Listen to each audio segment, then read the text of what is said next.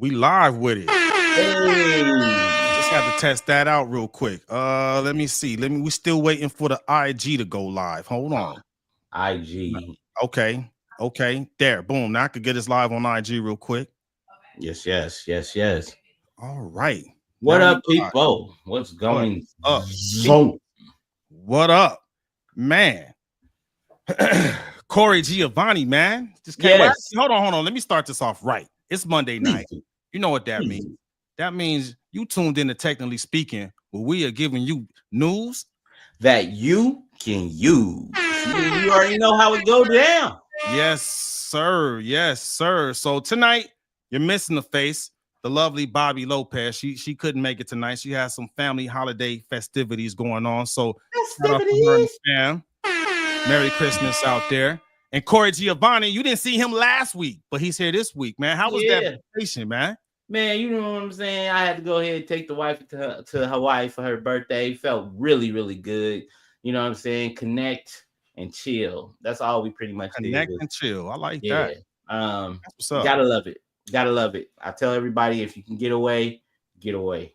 Yes. Hey man, Yeah. you know that's 100% for sure because we got grinders on here and we'll introduce our special guest grinder that's on here too. Yes, sir. But the way I learned it, man, was a lot of people work so they can like vacation and whatnot, right? And chill or whatever, right?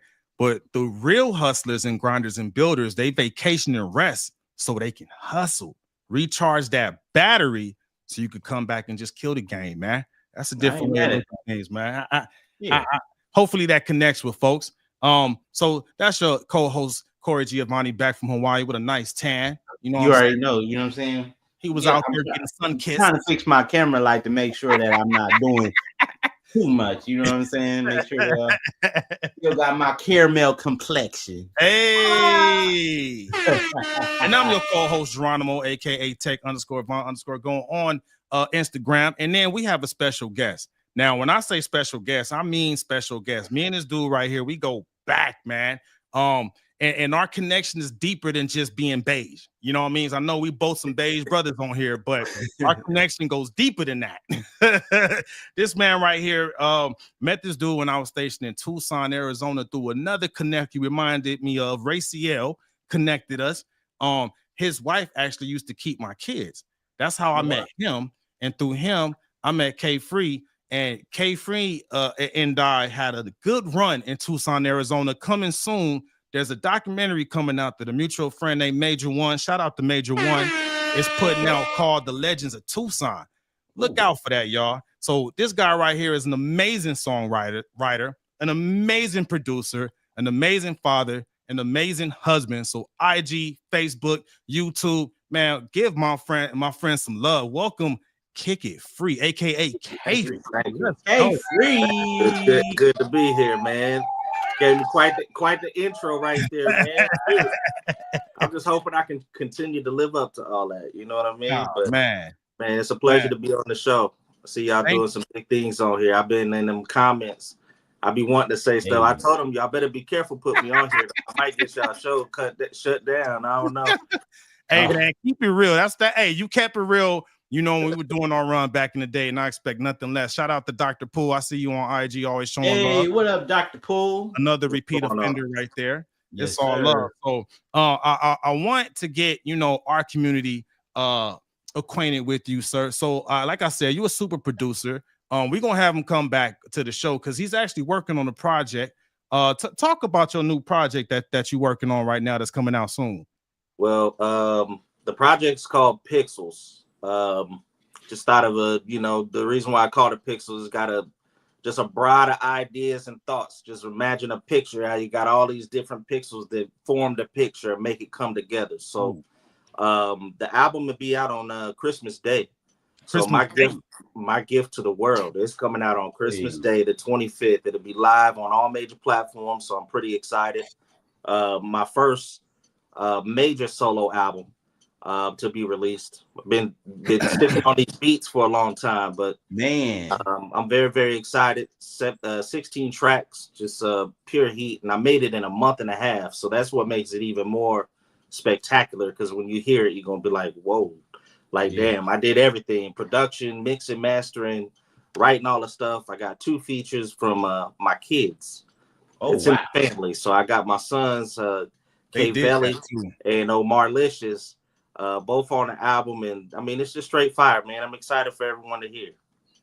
Yeah, I was excited when I was listening to it, man. Like, I'm not gonna lie, it was like, okay, when I was listening to it, I was like, okay, I'm trying to get back on that Citrus Soul vibe, man. And that was the name of our Soul. group, you know what I'm saying? That we had Citrus Soul and underground label we had. Yep. I'm still rocking man. with it, man. I'm a roll till the wheels fall off on that joint. I'm Citrus Soul till I die. You still in AZ, right? Yes, sir. By way of text. By way of text. Have you heard of Locals Only? I can't say that I have. I probably have, but man, they out in Surprise. Paying attention to too much. Okay, because they're out in Phoenix and Surprise. My nephew out there runs Locals Only, and like Locals Only in Arizona, Tucson and Surprise, and even in Phoenix. Okay, artists, you know what I'm saying? He let them do their thing. So you know, I had to check it out. I had to check definitely. it out. Sure. Yeah. I'm not as big into the performing aspect of things. I kind of just want to create. You know what I mean? I'm 42 years old. Right. I just came out of retirement. I wasn't even rapping for like 11 years, 12 years. I've been doing nothing but making beats and producing for people. And I just I had this little itch, man. I had to scratch it, and now I can't get off of it. Can't get off of it. So let me ask you this. Let me ask one MC who been doing the music thing for probably around the same amount of time you are, because if you're 42 and I'm 43, and you probably been doing it for about 20 some odd years, right? Yes, sir. Do you ever freestyle in your sleep? You know what? I couldn't tell you. I smoked way too much weed in my day. So like when my dreams happen, like I don't be remembering my dreams like that. Now I do. They be vivid as hell now. Right. So the reason why I say this is because of the fact that you're the true artistry, and you are a true artist because you're dedicated to learning how to mix, master, and you also write and produce. So sometimes, I mean, me, I write, produce. I don't mix and master. I leave that to you guys. But sometimes, like, I find myself waking up in the middle of the night, like, with bars just floating in my head. And I'll be like, and I'll be stringing them together, right? And it's funny because I thought I was the only one who did that until I saw my homeboy say the same thing. And I'm like, okay, so it's just something that we do, right? It's not hard for us to be able to get 16 and put it on paper within 35, 40 minutes because we already inspired from an internal connection we had from the very first time we released a project that we put out. It's crazy. It's like, it's very, very abnormal. And I say that because I remember there was a point in time I'm like, everybody can do this, right? Everybody cannot do this. Only ain't everybody that can do this right here. You know, as far as like being asleep and having like ideas and be creative, like, man, that happens all the time where I be trying to sleep because it's so hard for me to sleep. I'm truly like an insomniac, bro. I lay in the bed, but I'm not asleep. My wife is out cold snoring, and I'm just sitting there thinking about things. So I do be getting creative whenever I'm laying in the bed. That's probably when I think about the most stuff. But yeah, man, the nighttime seems to be the best time for me to create. You know, like that's whenever it just starts just coming, man. You'd be like, oh man, I want to shut it down, but I can't. That's why a lot of I feel that, man. That take, man, we gotta take them back to when we did our first mixtape, The Orientation Is Too Easy, Volume 1. Dude, we, to your point, we was up like all night every day when we was working on that. And that's probably at least like a good 4 or 5 months of just nothing but just in the studio grinding, man. People be like, hey, did you watch this show? Nope. Was in the studio. Hey, did you watch it? Nope. Was in the studio. Yeah. Till the sun came up, boy. Till the sun came up, boy. Those were the days, man. What were you about to say, Ford? I was gonna say, you know, it's the reason why whenever you like, because I've been a part of some of these writing camps, and like when they have studio sessions, live studio sessions that I can attend, I don't, because you know what I'm saying, I'm civilian, but I'm still, you know, I'm still producer and music artist, but I'm not in the industry like that anymore. So they'd be like, okay, well, we're gonna have a session from 8 to 8. And I'm like, oh, okay. And then they told me 8 p.m. to 8 a.m. I was like, oh nah, but but I see why they do it. You're more creative at night. You just are, you know what I'm saying? And I was like, I was impressed with some of the stuff that people do, but then I find out that's a normal. Like those are studio booking times for from anywhere from independent artists all the way to major mainstream artists. Those are the times where they go in and they about that. Why does the creativity come to artists at night like that? I'm gonna tell you why. Because during the day we're about business. We ain't thinking about creating during the day. Like we got lives we still gotta live upon, you know, on top of all this creativity stuff. So I mean, that's not to say that I don't get creative during the day. If I'm off, shoot, you can catch me in here getting busy. I mean, shoot, I was just in here working on beats. I made like 4 beats today. So like I've been creative. I'm off, you know what I mean? But for the most part, it's like I got kids, I got a wife. So it's like I got to deal and tend to all the business during the day, and at night everything kind of slows down, and I can kind of get back to being creative again. So I mean, that may not be for everybody, but for me, I can say that's why. Like, you know, I can be creative any time of the day, but for the most part, my schedule demands that I be creative at night and not during the day. Yeah. Now I gotta say this because I know Corey has been directing videos for some up and coming talent. There needs to be a connect, Corey. Like I feel like they could benefit from some K-Free beats, man. Yeah, man. Look, no lie. I know a lot of people out here in LA, especially up and coming, and but for the last, I'm gonna be honest with you, last week I have not been tapped into anything because I devoted all that time to my missus. On vacation. Yeah. But there's some people out there that's been hitting me up or just been on my timeline in general saying they needed music production or they needed scores. So definitely I'm gonna plug you in, K-Free. What I'll do is I'll tag you in the post, you know what I'm saying? And then if it's somebody who I know, I know, I can be like, oh, let me go ahead DM them, and then I mention you on that. Yeah, you know what I'm saying? For sure. I got you. I'm a different kind of breed, man. Like I'm not making everything that everybody else is making. Not at all. Me, I'm definitely I'm unique. I march to the beat of my own drum.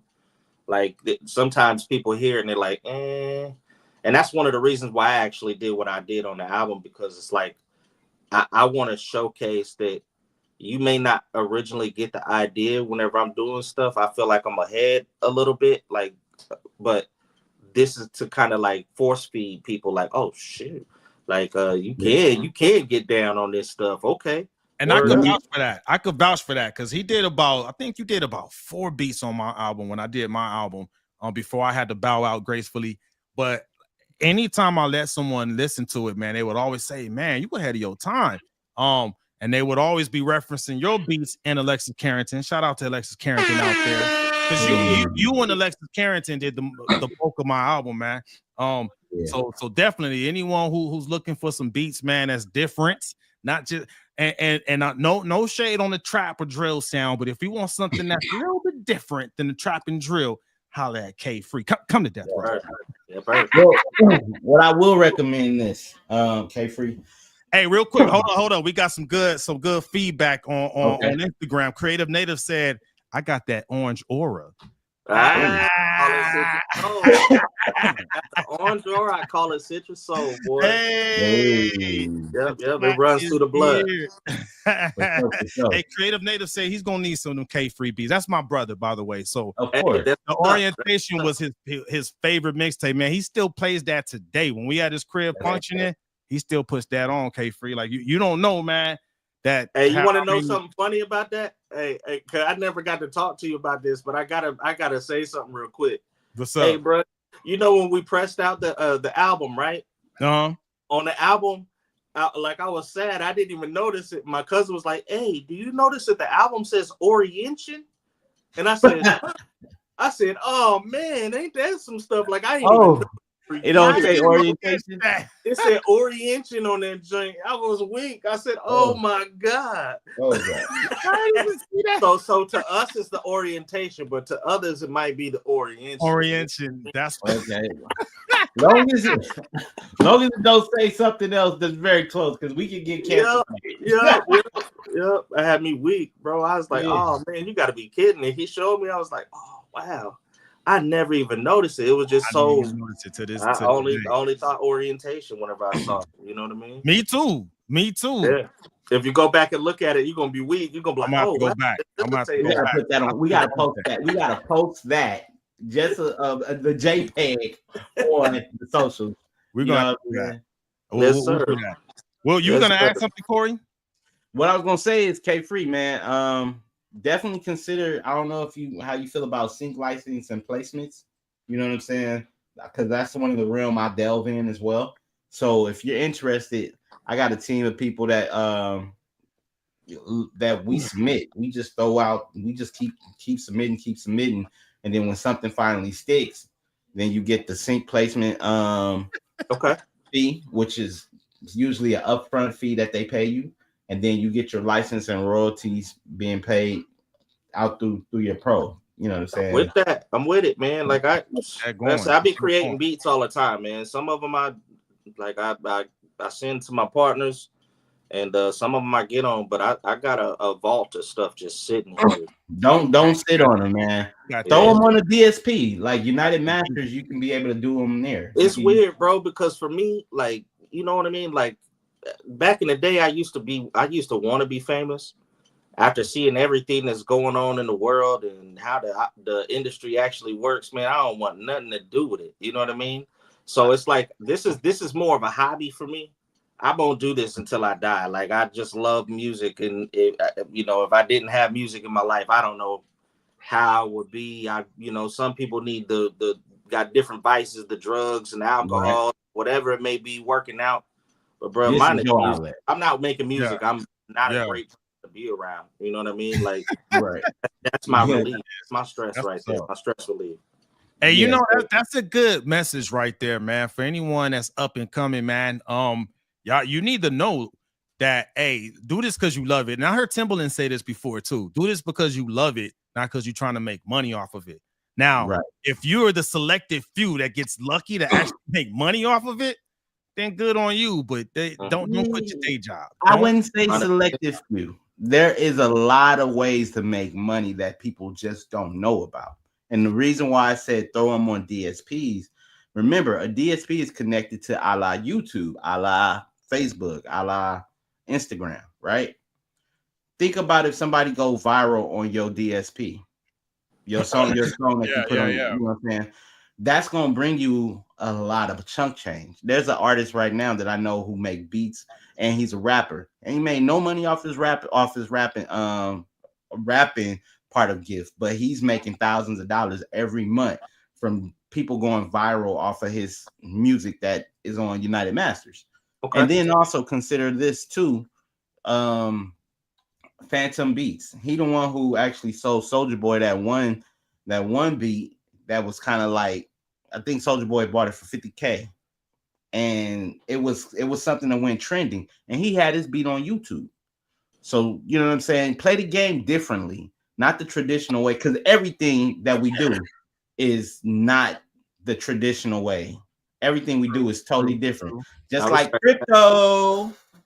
Sure, tell you what, and we'll get to the crypto later. But before that, we got something else we got to talk about. But I want to cap that off because you have a point. You have a point, and I tell you what, like some of my Hawaiian brothers told me last time I was in Hawaii, man, because I got some friends out there, musicians. And one person, he told me, he was like, use the music to feed your soul, but you may have to find something that could feed your wallet. Like I get what you're saying, and I hate to give people false hope, because the key word you said was if. You know what I mean? That was a very key word. You might and maybe, you know what I mean? And that's why I will say this, right? You gotta know if you got it or not. You know what I'm saying? Like when it comes down to it, you got it or you don't. Like I would say K Free got it.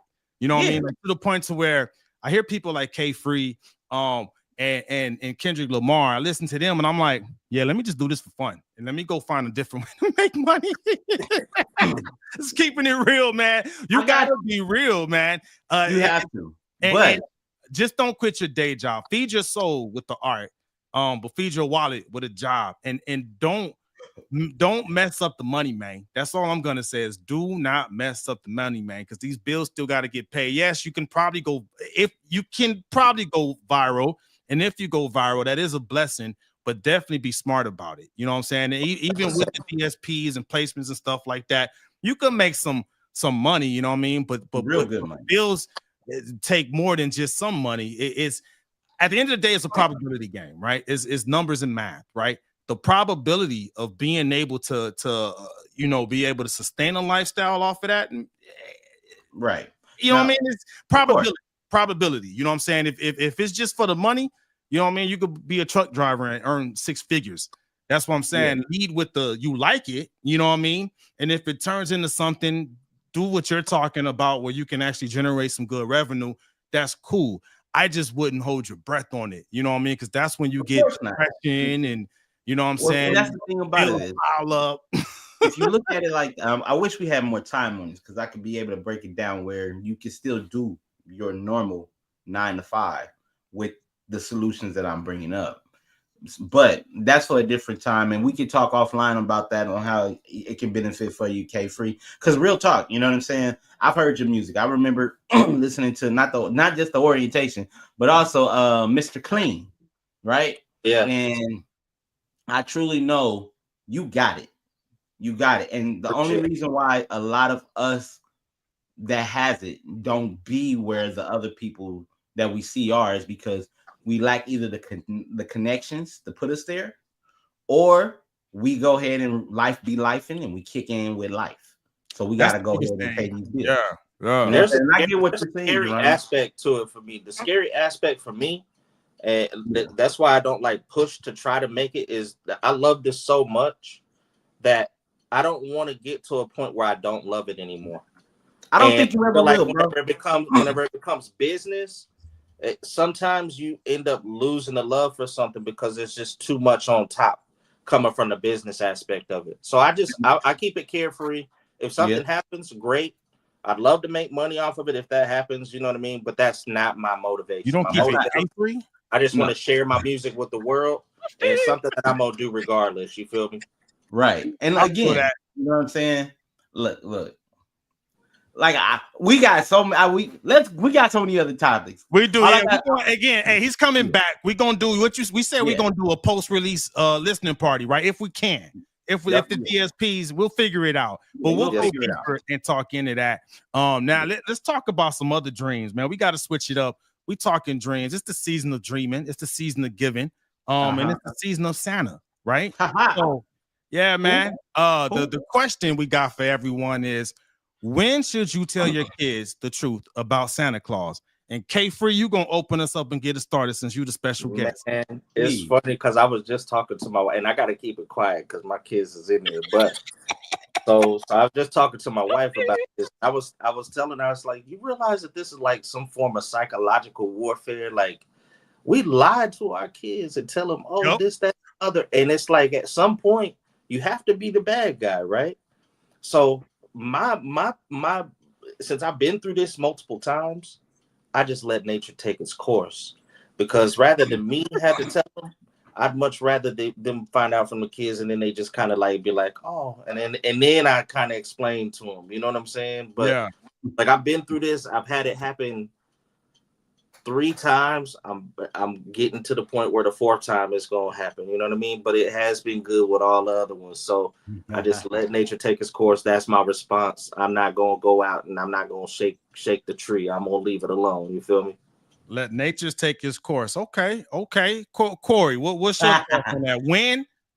When should you tell your kids the truth about Santa? I'm breaking branches off the tree, bro. I'm telling you right now. My daughter the other day, she was like, She was like, okay, all right. When do you tell them? I tell them as soon as they discover about Santa Claus. Why? Because ain't nobody getting the credit that I do. Pointblankperiod.com, put a P on it. Number 2, you know what I'm saying?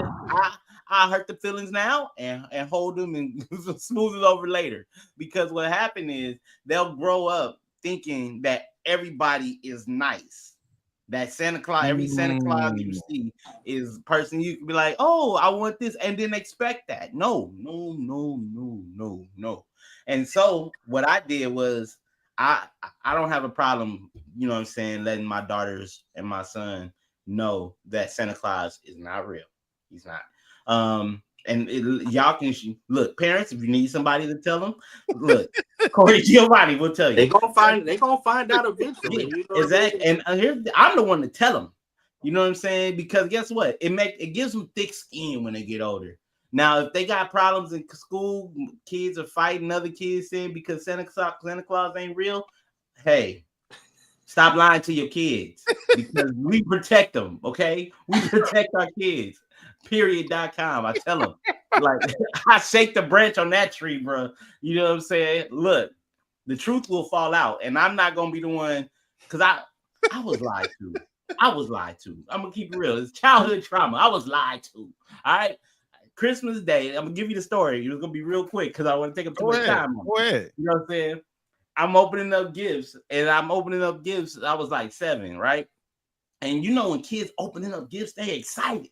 Like, oh yeah, this came from my auntie, this came from this came from that. And then it said, my brother, I had an older brother named Tony. He was like, Tony from Santa, right? And then he opens it up. What is it? It's a Nintendo in the NES, right? I'm like, wow. So then I go and it says from Santa. I go opening up some house shoes. And I'm like, wait, what? And so then he gets another one that says NES. I'm not NES. It says Santa, right? And then it's Super Mario and Duck Hunt with the gun, right? I don't get another package that says Santa. So I'm like, Santa didn't bring me nothing. And my mom and them is looking at me like, and I was like, well, I'm missing a gift because we had equal. And you know, I'm the youngest. So I'm thinking like whatever he get, I'm going to get too. Yeah. You know what I'm saying? He ain't getting nothing that I ain't getting. So, and I was heartbroken. And then I learned from my mama at 7 years old that, baby, I bought you that. I just put Santa on that. And I forgot to put your name at the bottom next to Tony. And I was like, so there ain't no Santa? That's why you breaking branches. You breaking branches because you heartbroken.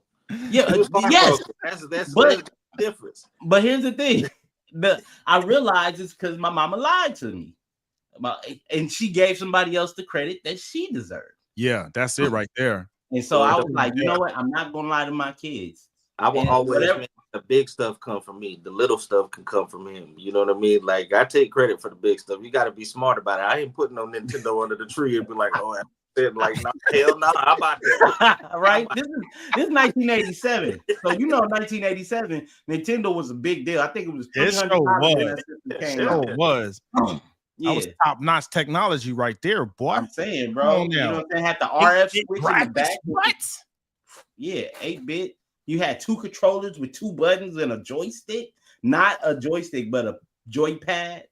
Yeah. So the gun with Duck Hunt, though, that was the truth.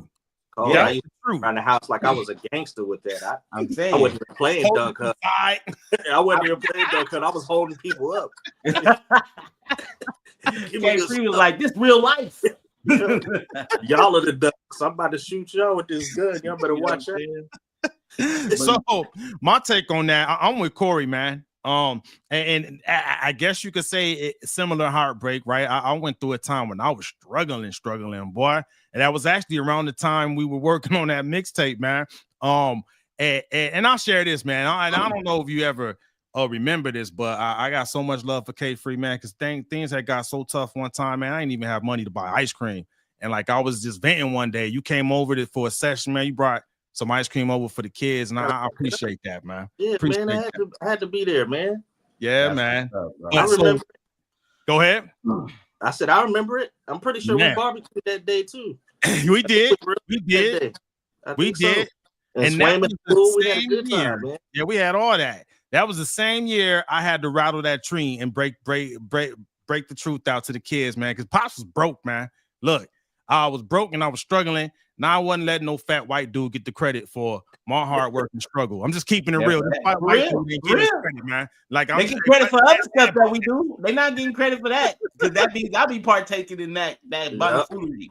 Yeah, hell yeah. I was like, hell no, Dad bought all that, everything. Yeah. And you see everything here, Dad had to hustle, and I'm struggling, and we got this. Okay, Dad got that. Dude, I kept it so real with them. The following year, the kids were like, Dad, we know there's no Santa Claus, but just for the spirit, can you just put from Santa on some of the gifts? But we know it's from you. And I'm like, I'm down for that. As long as you know I did this.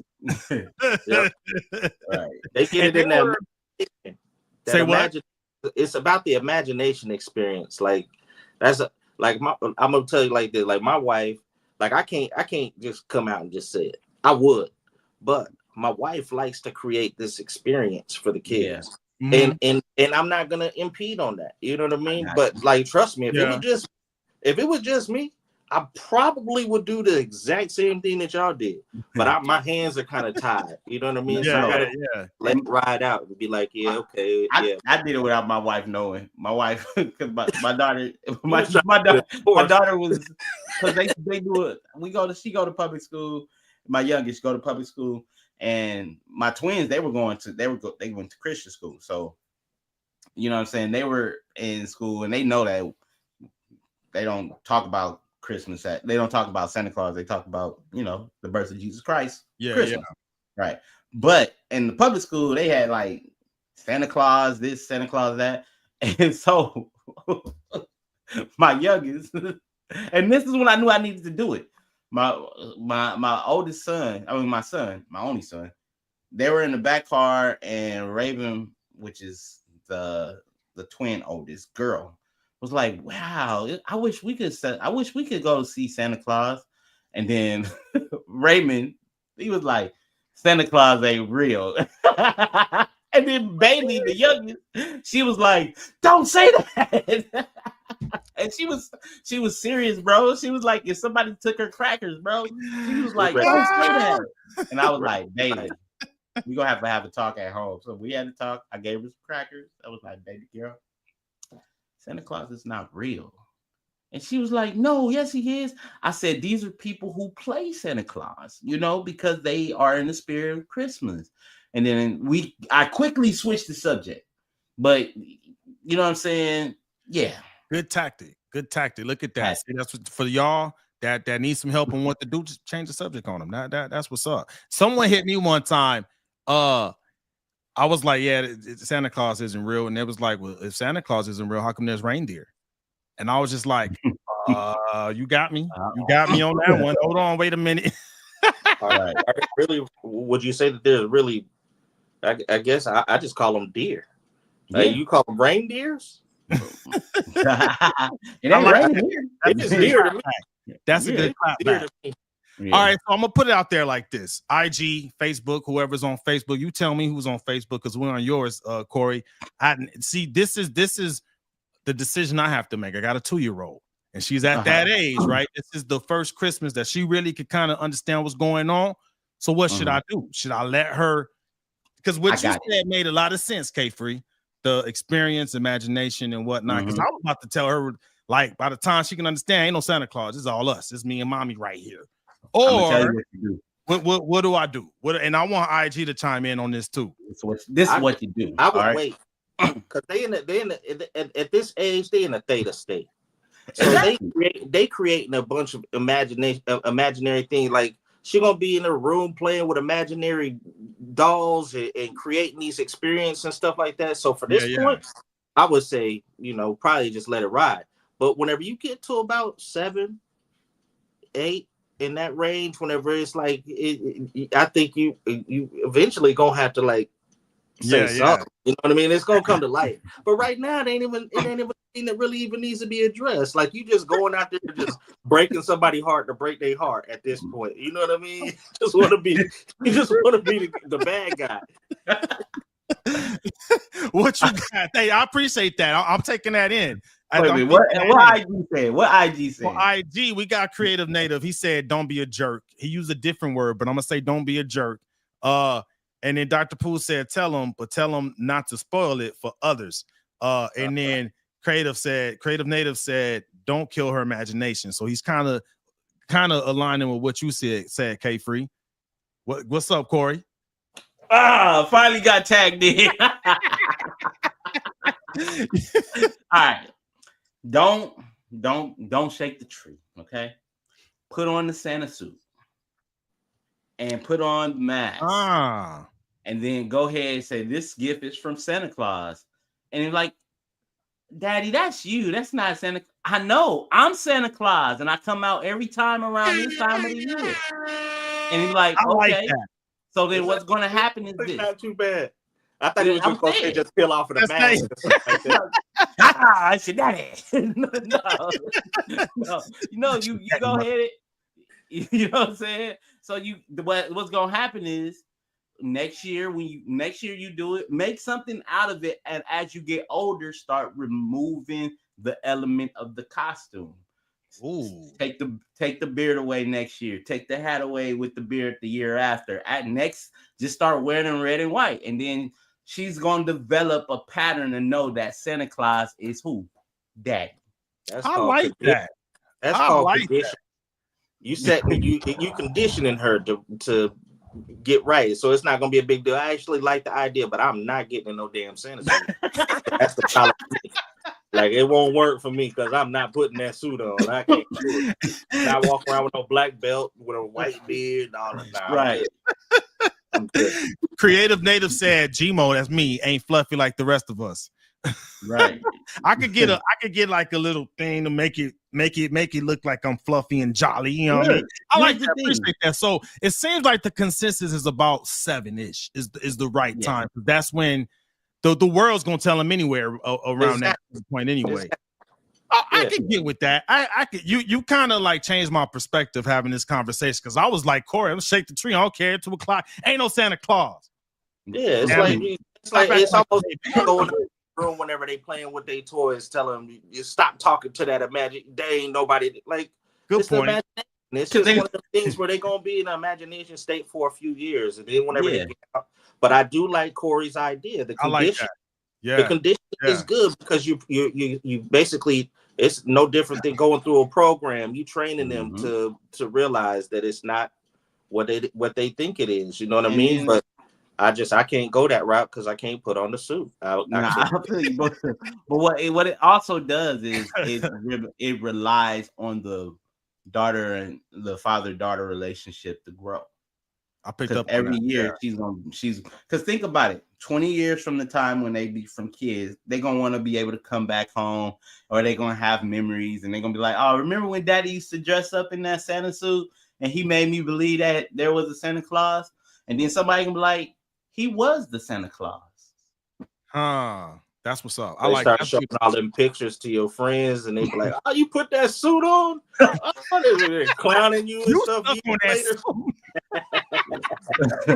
I will tell you right now. That's one of the reasons why I shook the tree. Because if I didn't shake the tree, I probably would be wearing a suit on. And I'm jolly like Santa. Like I can be Black Santa for real. I got the gut already.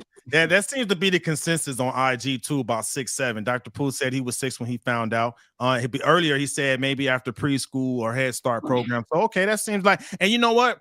I like that too, because kind of processing what y'all are saying, we always had a conversations about like success and stuff like that, right? But you got to have a creative imagination. Y'all were talking about earlier about coming up with ideas at night in your sleep and stuff. So yeah, we can't hinder the imagination. I'm with that.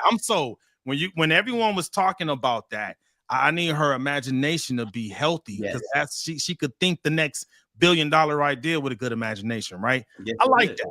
I'm rocking with that. So we saying about you do not want her to be A-type, because A-type individuals do not have filters. No, you're right. You're right. And that's another subject for another show. But definitely. Okay. Individuals. I think we got that about 6'7". I think we got a consensus on that. Now let's talk about the real life Santa Clauses out there. You know who I'm talking about? The real life Santa, the Amazon delivery people, man, just Amazon in general. Those are the real Santa Clauses. They deliver the gifts, man.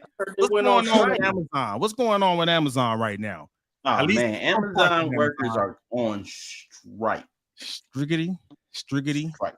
And it seems like they wanting their fair share of this this bulk of increase of funds that's going to be hitting our way because of the president-elect or whatnot.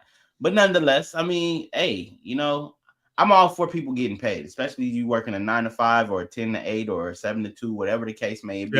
Yeah. I'm all for you getting paid. So if you got to strike to get your voice and your point across, strike. What you think about that, K-Free?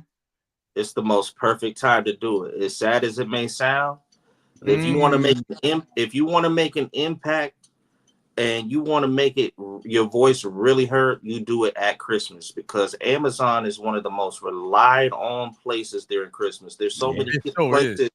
There's so many people that are complaining that are like, "Oh, my kids' gifts aren't going to get here until after Christmas."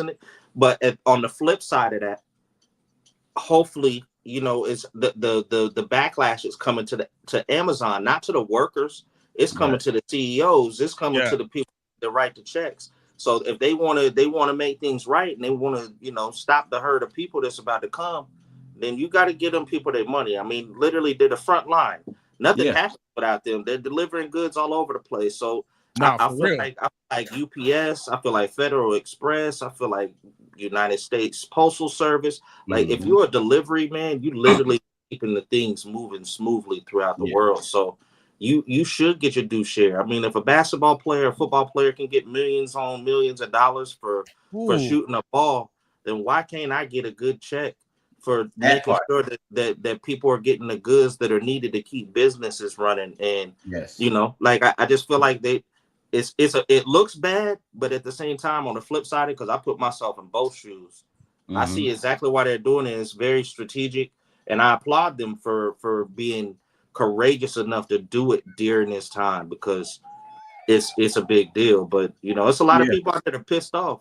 I can't blame people either. But you know what I say about pissed off people can't even, they out there delivering all these Christmas goods and can't even put no food on the table right now. You know what I'm saying? Damn it. That's where it's at. That's where it's at.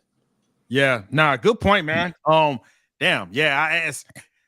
I think we said it here. I mean, just because one person is right doesn't mean the other person can't be right. Like to your point, right? I understand business is business. We live in a capitalist, you know, nation.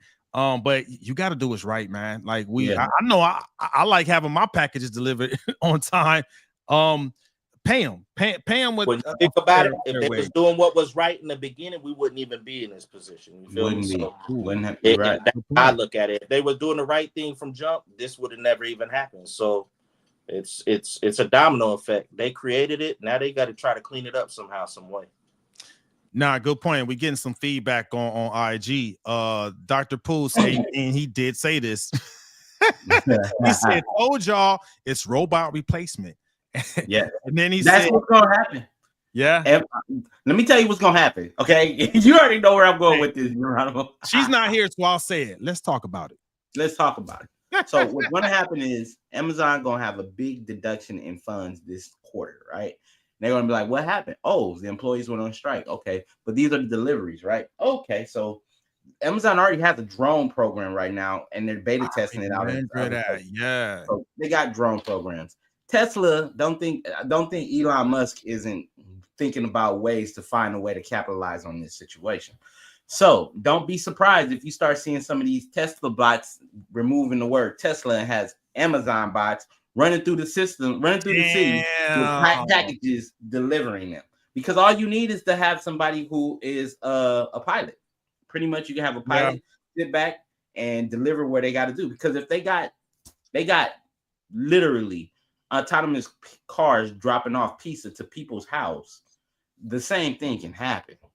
You see what I'm saying? Yeah. However, am I for that? No, I'm not. But the thing about it is, instead of being a delivery, probably go ahead and take some programming classes so you can be on the other side of that that switch when that's going to happen. Good Because point. they're already trying to replace us. You go into Walmart, a brand new Walmart that's built. They have 3 employees on the floor, 1 to stock, or probably 2 to stock, and 1 to make sure that the self checkout is working. That's it. Yeah. Nah. Hey, take that, parents, man.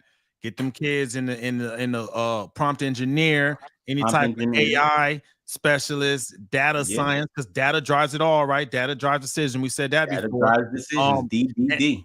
All of this, we said it before, you know what I mean? And now we're back to that. No, you're right. Be an engineer, even robotics. To your point, there's a lot of robotics programs out there. Get your kids in that, man, because you, at the end of the day, no matter what, those robots will have to be maintained, right? Yes. So yeah, and to have some type of job stability. Y'all need to make sure them kids is getting. If you're talking about robots, if you think that a robot ain't gonna be able to maintain another robot, then you sadly mistaken. So I mean, like a robot, like I get it, but I'm just saying, like a robot could take care of another robot if it's programmed correctly. You know what I'm saying? Like, oh, this robot's broken, let me fix it, blah blah blah, and then that robot can fix another robot. So, I mean, we're at a point right now where I think there's a whole lot of things that are about to occur. We're about to have some shifts. And but I can't say that I see a whole bunch of bots just running down the street in the really soon future, because I can't even imagine how much money it sounds good and it's gonna save them money in the long run, but the investment that they're gonna have to put in to actually do all of that, bruh, they're gonna go broke for a minute. And it's just they want to get it together. Let me give you the reason why they won't. There are so many grants for technology that's out there, that's being pushed out there, then they're going to see a return on it. That's the reason why I see what they're doing. When they started doing autonomous vehicles, Pizza Hut now has autonomous vehicles to deliver pizza. If that's going to be a success, then they're going to look at, okay, well, we have 5, Starbucks is on strike right now in Los Angeles, Chicago, and Seattle. Damn, Starbucks too? Yeah, it's over 500 locations. What happened whenever you selling coffees for $7-8 a piece? I can get some because the employees aren't getting that kickback in certain areas. It's the people in the back end, so they're striking. So if they got places that can make burgers without having humans in there, they sure enough have somebody a coffee machine that can make its own coffee and have a digital robot or a machine that just come and drop you off your coffee at the front. You know what I'm saying? Because right now there's no cashiers. There's pretty much contactless pay. Contactless pay. Yeah. Boom. Yeah. Touch the thing. All you gotta do is slide over here, and 3 minutes later, boom, we get the coffee. And we about our way. Because the people who's getting the coffee not really caring about the strike, they're caring about their coffee. The people on the strike, they're caring about their money, but these companies not caring about them. So there's a care and don't care system that's going out there. That's why rich people get rich. They solve problems. Pointblankperiod.com. And we've said that a lot too. I agree with you. I ain't gonna fight that. We've said that a lot too. Good point. The one thing I was gonna say though, I think long term, what you said, K-Free, as far as like the robots fixing the robots, the one thing I think that will keep us safe for it, robots just not completely taking over, right? Is my favorite thing, governance. I'm not gonna put it on right now because I like how my hair has been done. I gotta show it off, but we got my hair governance hat, right? I said this before. The lawmakers, they're not going to allow all their taxpayers to lose jobs because then they get no taxes. You know what I mean? That one word is almost like tariffs. I've heard someone say tariffs is a beautiful word. I like the word tax and taxes. Taxes is a beautiful word because that's what's going to save our asses as human beings. The real talk. Like, I know a lot of people are like, man, I don't want to pay no taxes. That's what's saving your ass. Let me tell you right now, because robots won't be paying no taxes, but the humans will. That's the one saving grace that will keep us in the game. Is the government is gonna need their taxes, man. That's what's gonna keep us in the game. So just I know there's a lot of like panic and oh my god, we're gonna lose some jobs. I'm not gonna lie, I can't say that everybody. Let's not sugarcoat it. If your job is, I said, let's not sugarcoat it. If your job is replaceable, you will be replaced. You will be The thing replaced. about it is, we're 2 years deep into ChatGPT being available for everybody. 2 years deep.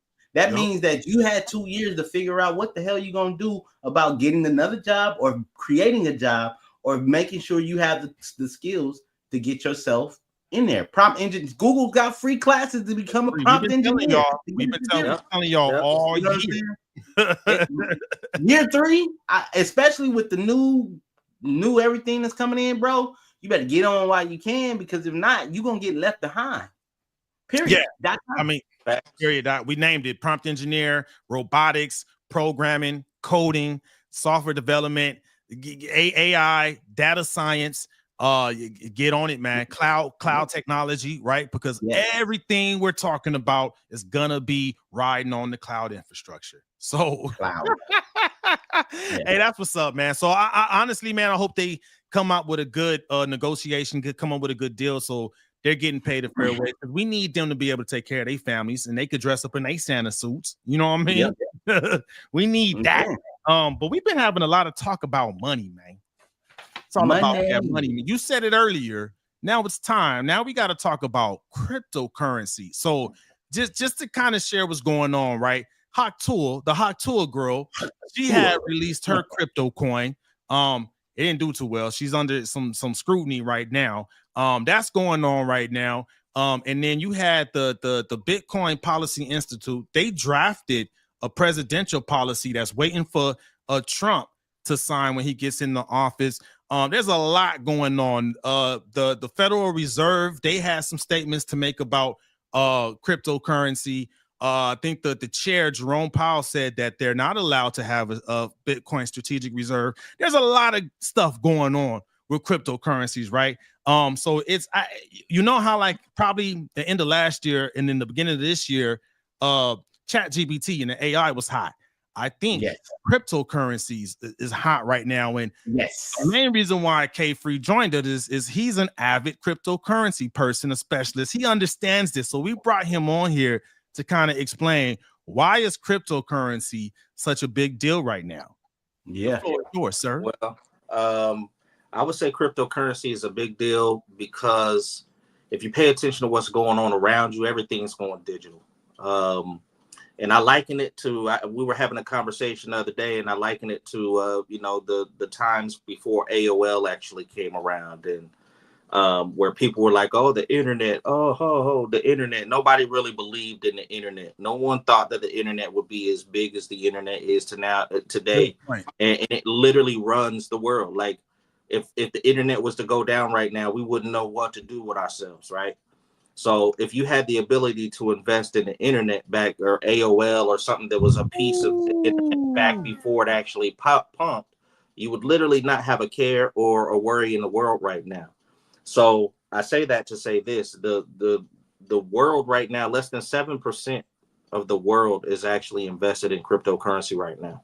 And it's really easy to get deterred by looking at charts and seeing red on the charts and this, that, and the other. But if you think about it, if you was to get into any cryptocurrency that's got some pool right now, and you were to hold, like if you were to do a 401k or something like that, you're going to be waiting a while for it.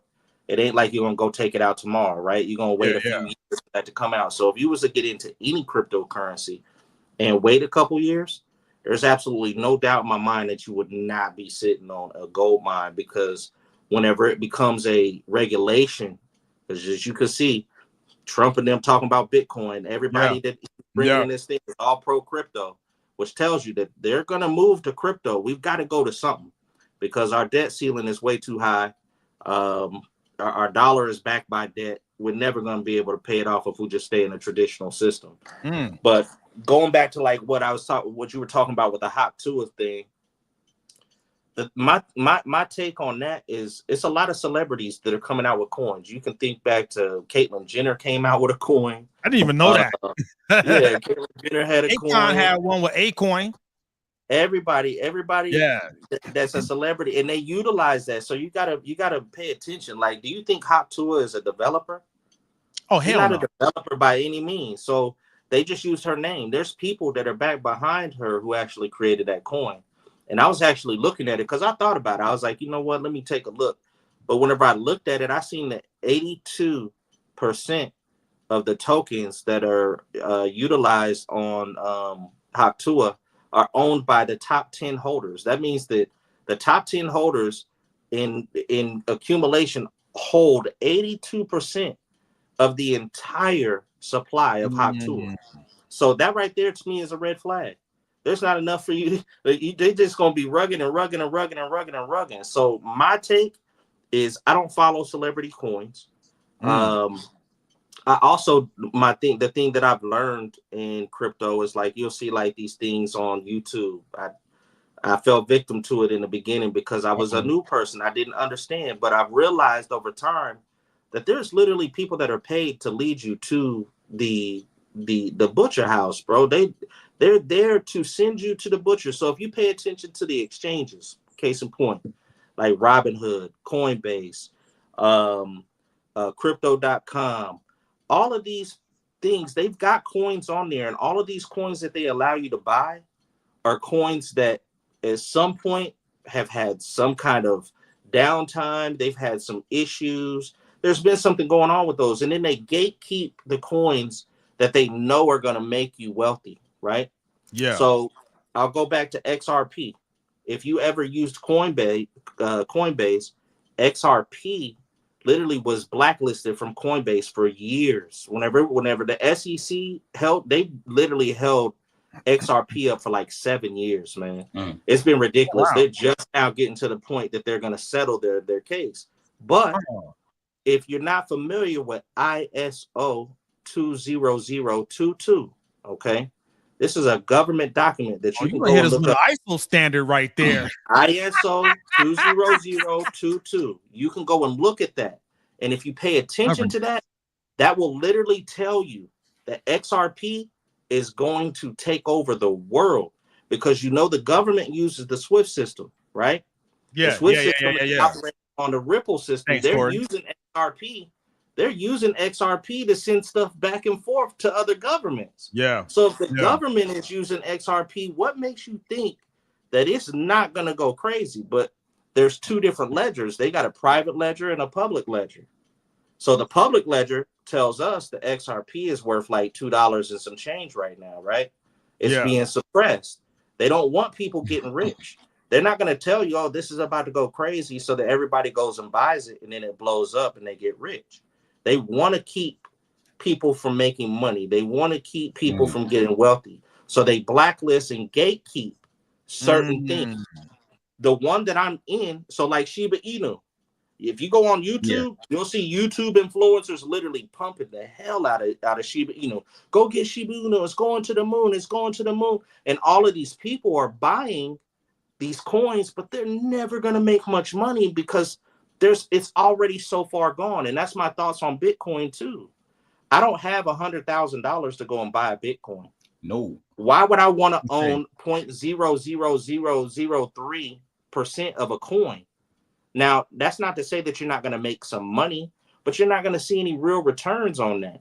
So my process is I want to get into something that I know that is going to, grow from the bottom, and I believe in, and I see the utility in it, and I get billions of them, millions of them, because I know that they're going to grow at some point. I can go and run after Bitcoin, but if you do it that route, you're going to end up losing, because you're going to end up buying a top.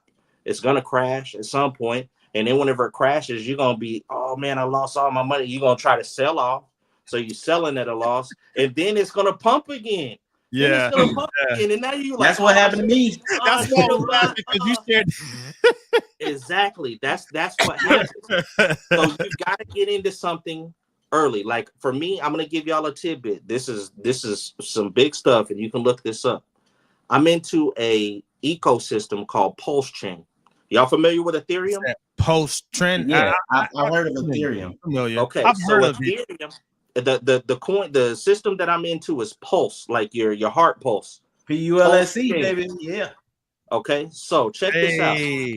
Ethereum is good, but it costs a lot of money to transact, bro. Like it's almost like the rich people chain.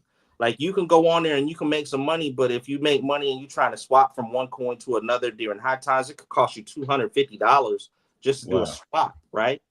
Sheesh. So here's the thing. There's a guy out there by the name of Richard Hart.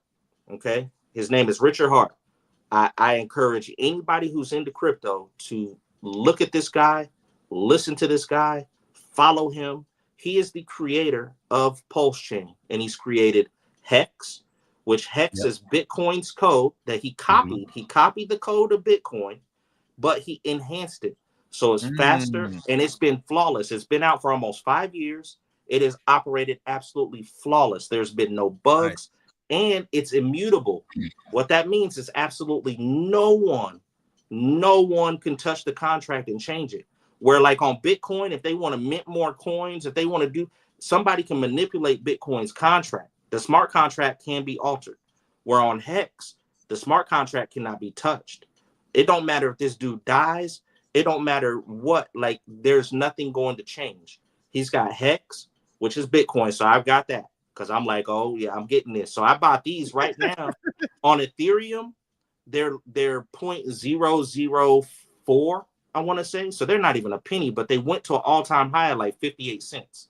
So for those of you out there that are looking at Bitcoin, it's called Hex. You can get it on Ethereum. You can also get it on Pulse Chain. But here's the beauty of Pulse Chain. Anybody out there who's got Ethereum, if you were using Ethereum 2.5 years ago, maybe 2 years ago, if you had any coins on Ethereum, Pulse Chain, when it launched, it literally gave the world's largest airdrop. It copied every single coin from Ethereum that you had. You got them all again, absolutely free on Pulse Chain, and they had value. They had value. So there's people that are on Ethereum right now that don't even know that they've got these coins on Pulse Chain. But Pulse Chain is it's way cheaper. It is Ethereum's code. So he took Ethereum's code, copied it, enhanced it, made it much better, safer for the environment. Bitcoin kills the environment because it uses all the electricity. Ethereum, the gas prices are ridiculous. So it's like if you're gonna go broke trying to get your money off of off of Ethereum. On Pulse Chain, you're talking cents to transact. So you've got Hex, which I would tell you is the Bitcoin. On Pulse Chain, you've also got Pulse Chain, which is the native gas token for Pulse Chain, which is a copy of Ethereum. Okay. You've also got Pulse X, which is a swap. It's a swap coin. And that coin right there is deflationary. So there'll never be more. And it's got a buy and burn mechanism. So as people, so anybody who goes onto that DEX, to the Pulse X DEX, and does a swap, anytime something's bought, traded, anything like that, they take 25%, I believe it is, of that swap fee, and it goes and buys up Pulse X and burns them. So right now, this has been out for about 2 years, and I want to say that we're sitting at about 1 point something trillion of the coins have been completely burned, and that's probably well over worth $30-something million all burned. So these coins will never come back. There will only be so many that are ever minted, and it's deflationary. So if you hold these, when people start right now, people aren't even on that chain. But once they get on that chain and they start buying and burning much more, literally that coin is going to skyrocket. So that's like digital gold too, because there will never be any more printing. But please, so the digital gold, that's a key concept I want you to kind of talk about, because I know I was reading some stuff, and what I was reading was saying that this would kind of allow us to go back to a gold standard.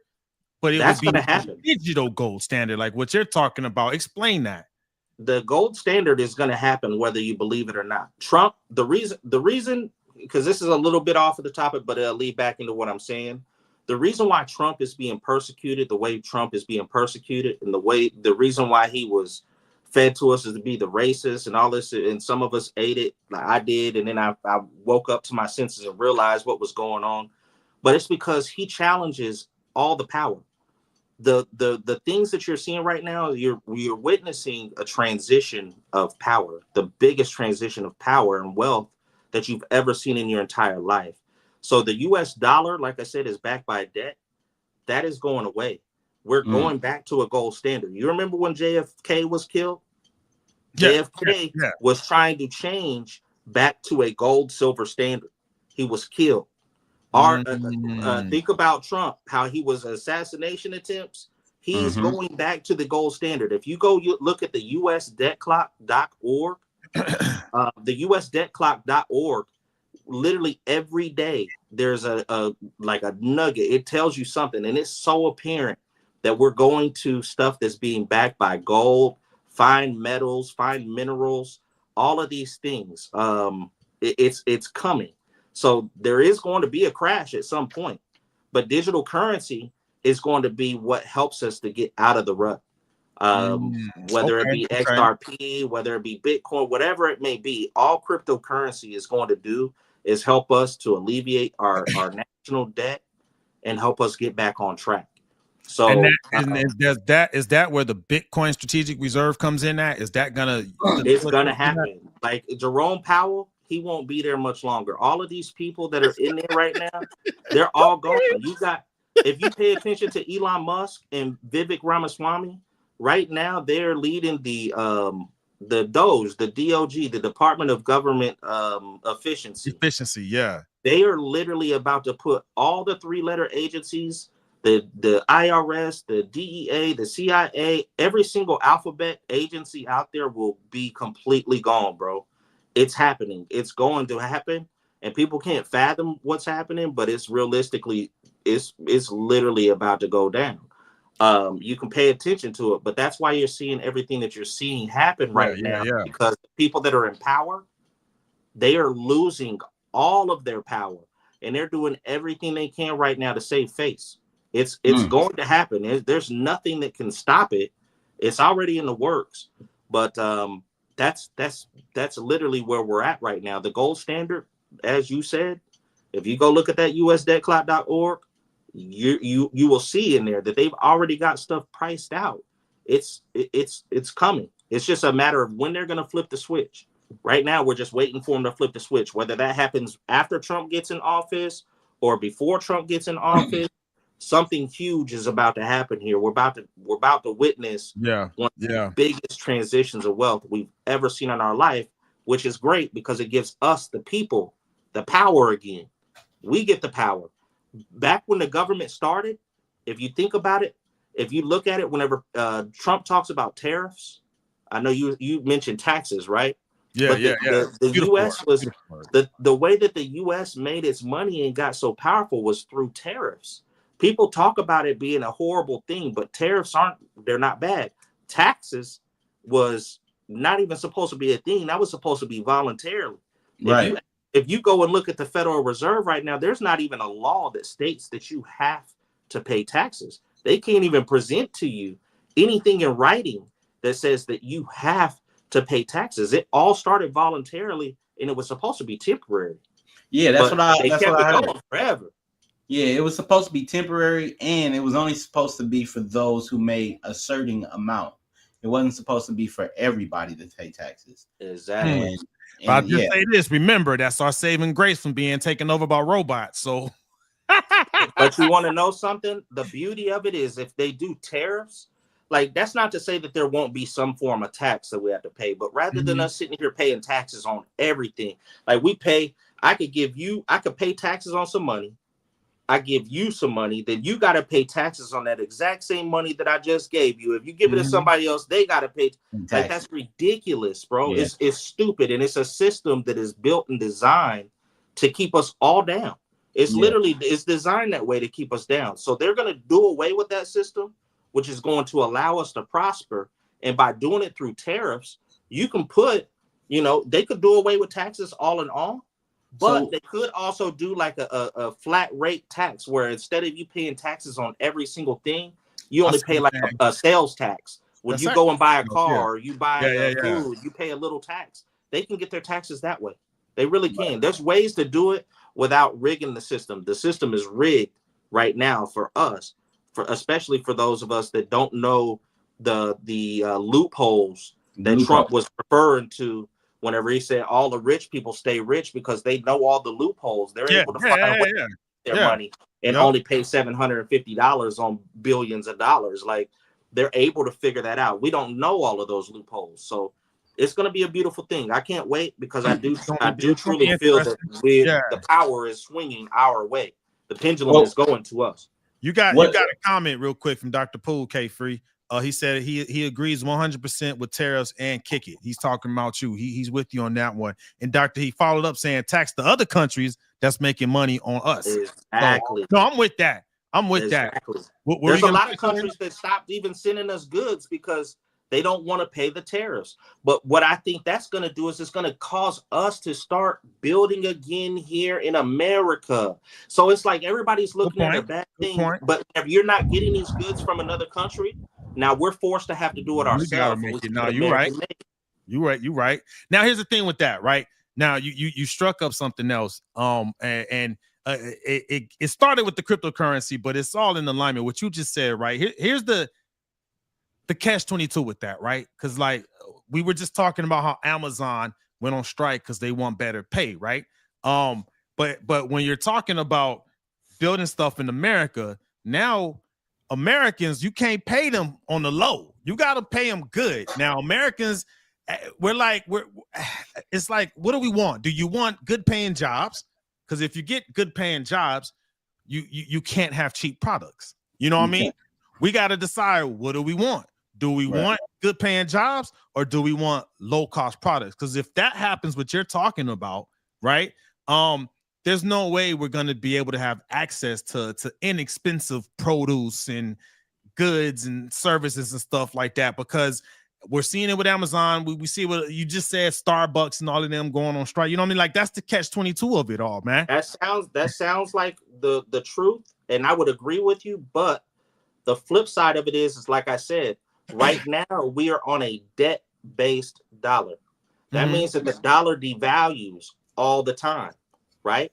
But when we go to a gold standard with a dollar that's actually backed by something, we will be able to afford more. We'll be able to do much more. So whenever you say what you're saying, that's true at this time.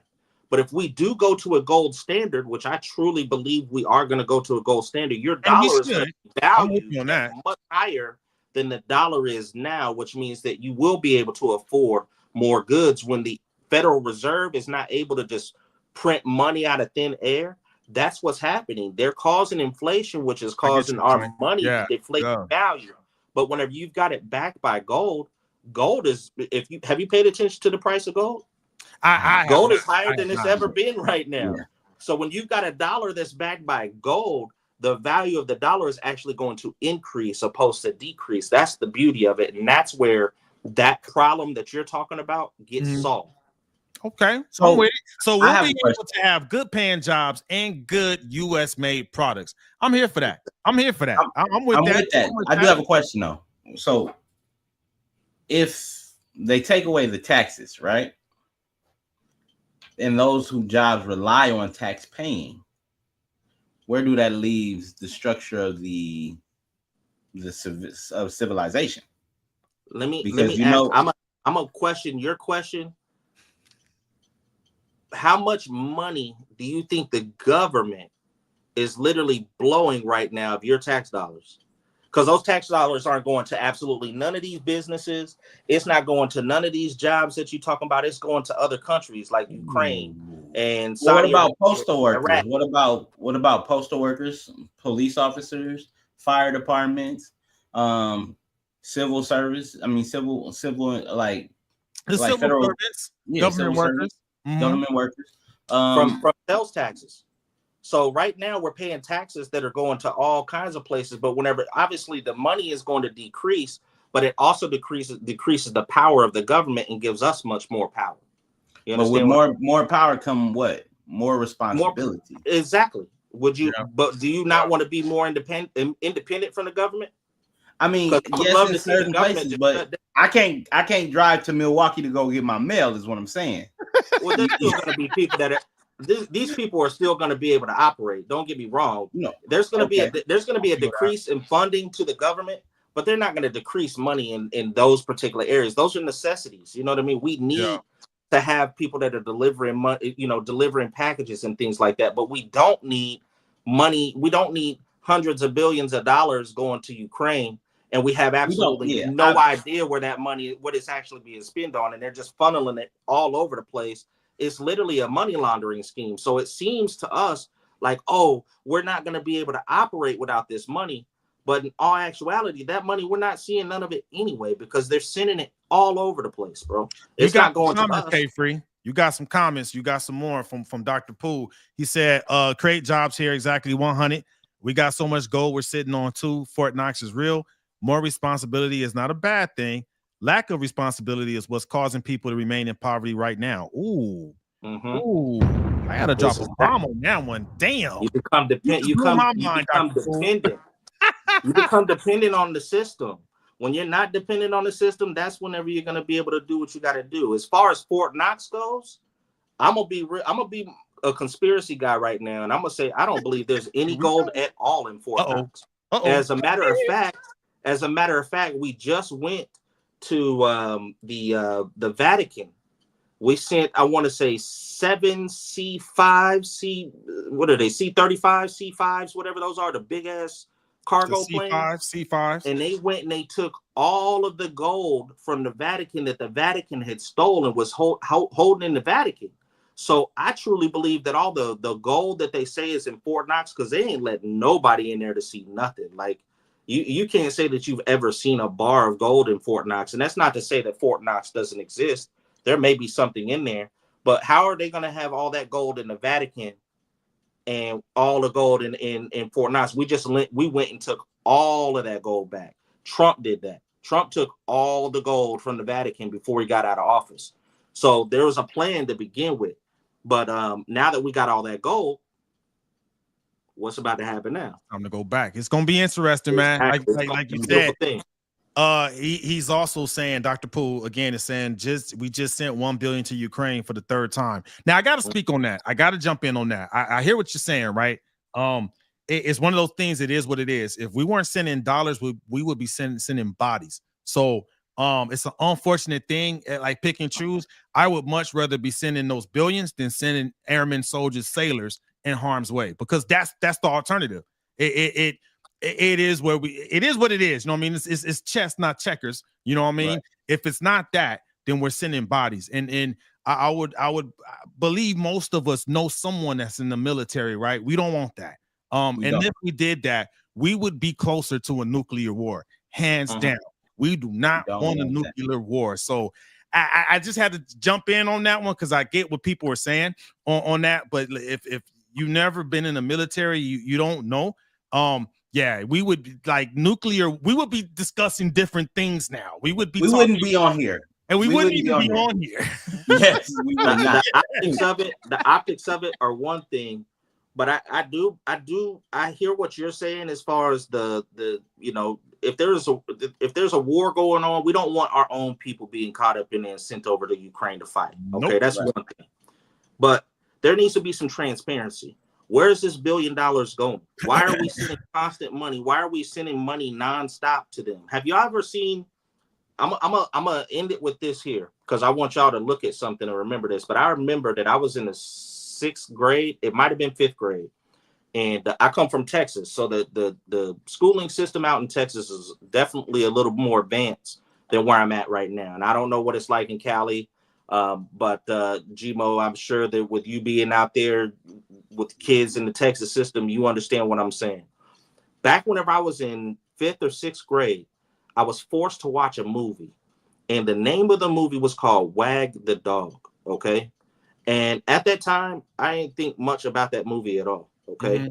But whenever I'm living in the times that I'm living in now, I think about that movie all the time. And the premise of the movie was basically a president who was losing basically his support, right?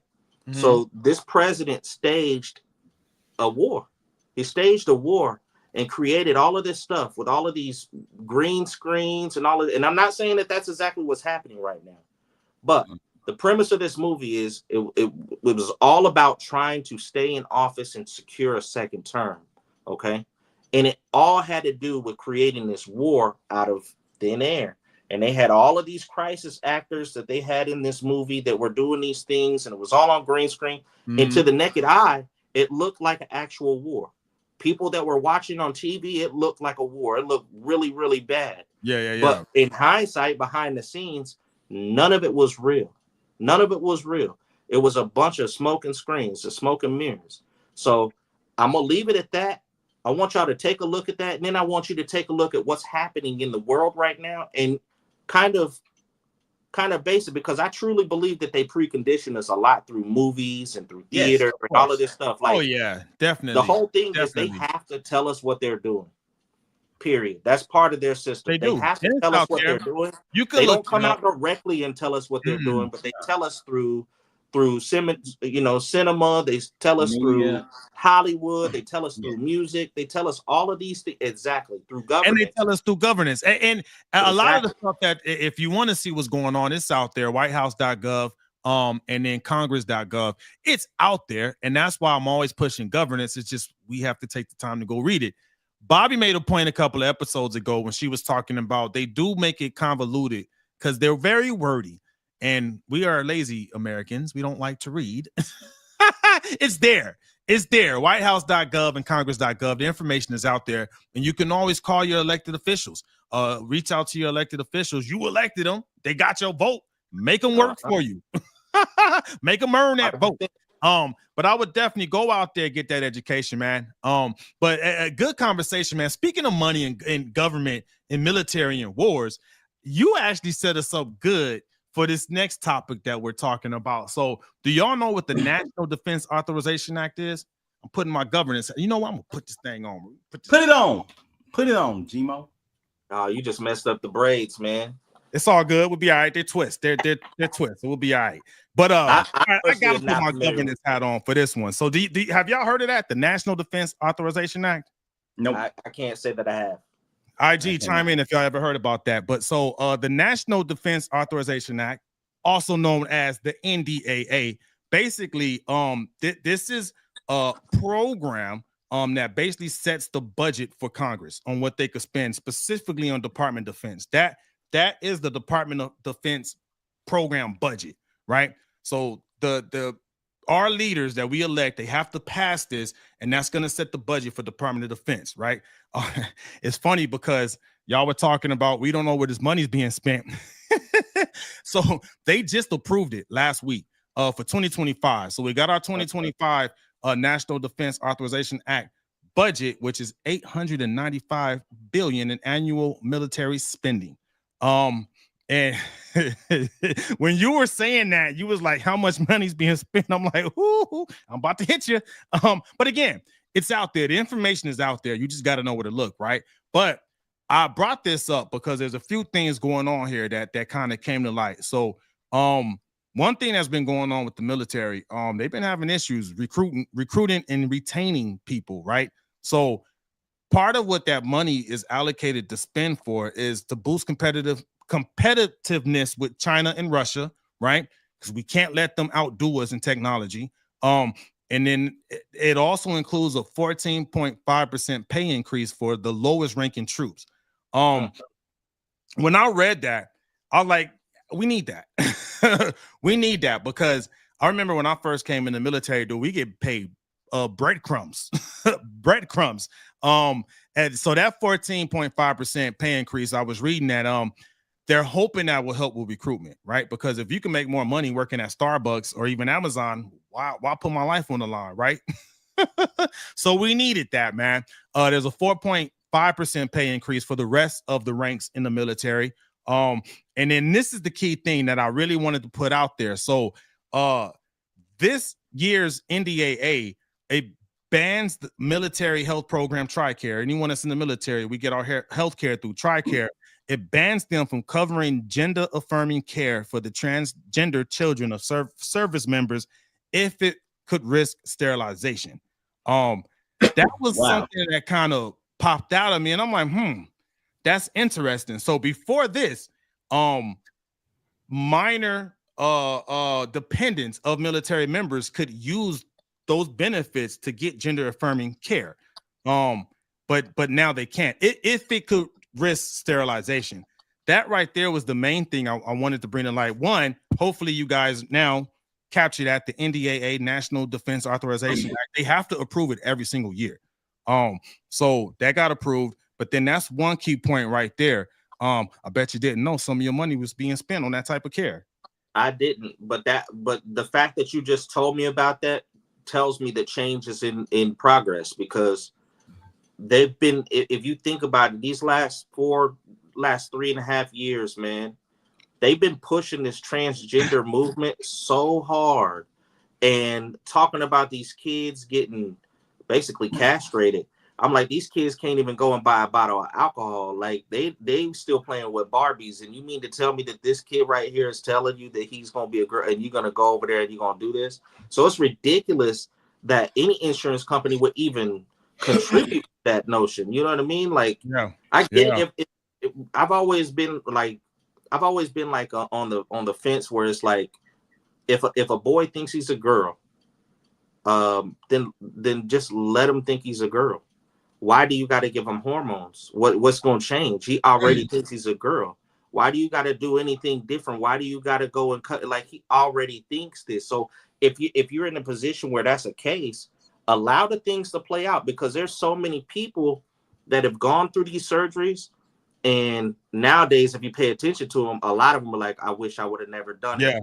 I'm having all of these issues, but they got it done when before they could even vote, before they could do anything. They couldn't even drive a car yet, and they done already got a sex change. You know what I mean? Like, it's ridiculous to me. I don't like it. Corey, let's tag Corey in. Come on, tag in. All right, I'm 100% in agreement with that. I think because of the fact that people want to have, and I'm not knocking pro-choice and pro-life, but people want to make their emotions soothe over when they make a decision, like right away, and not concerning the future, right?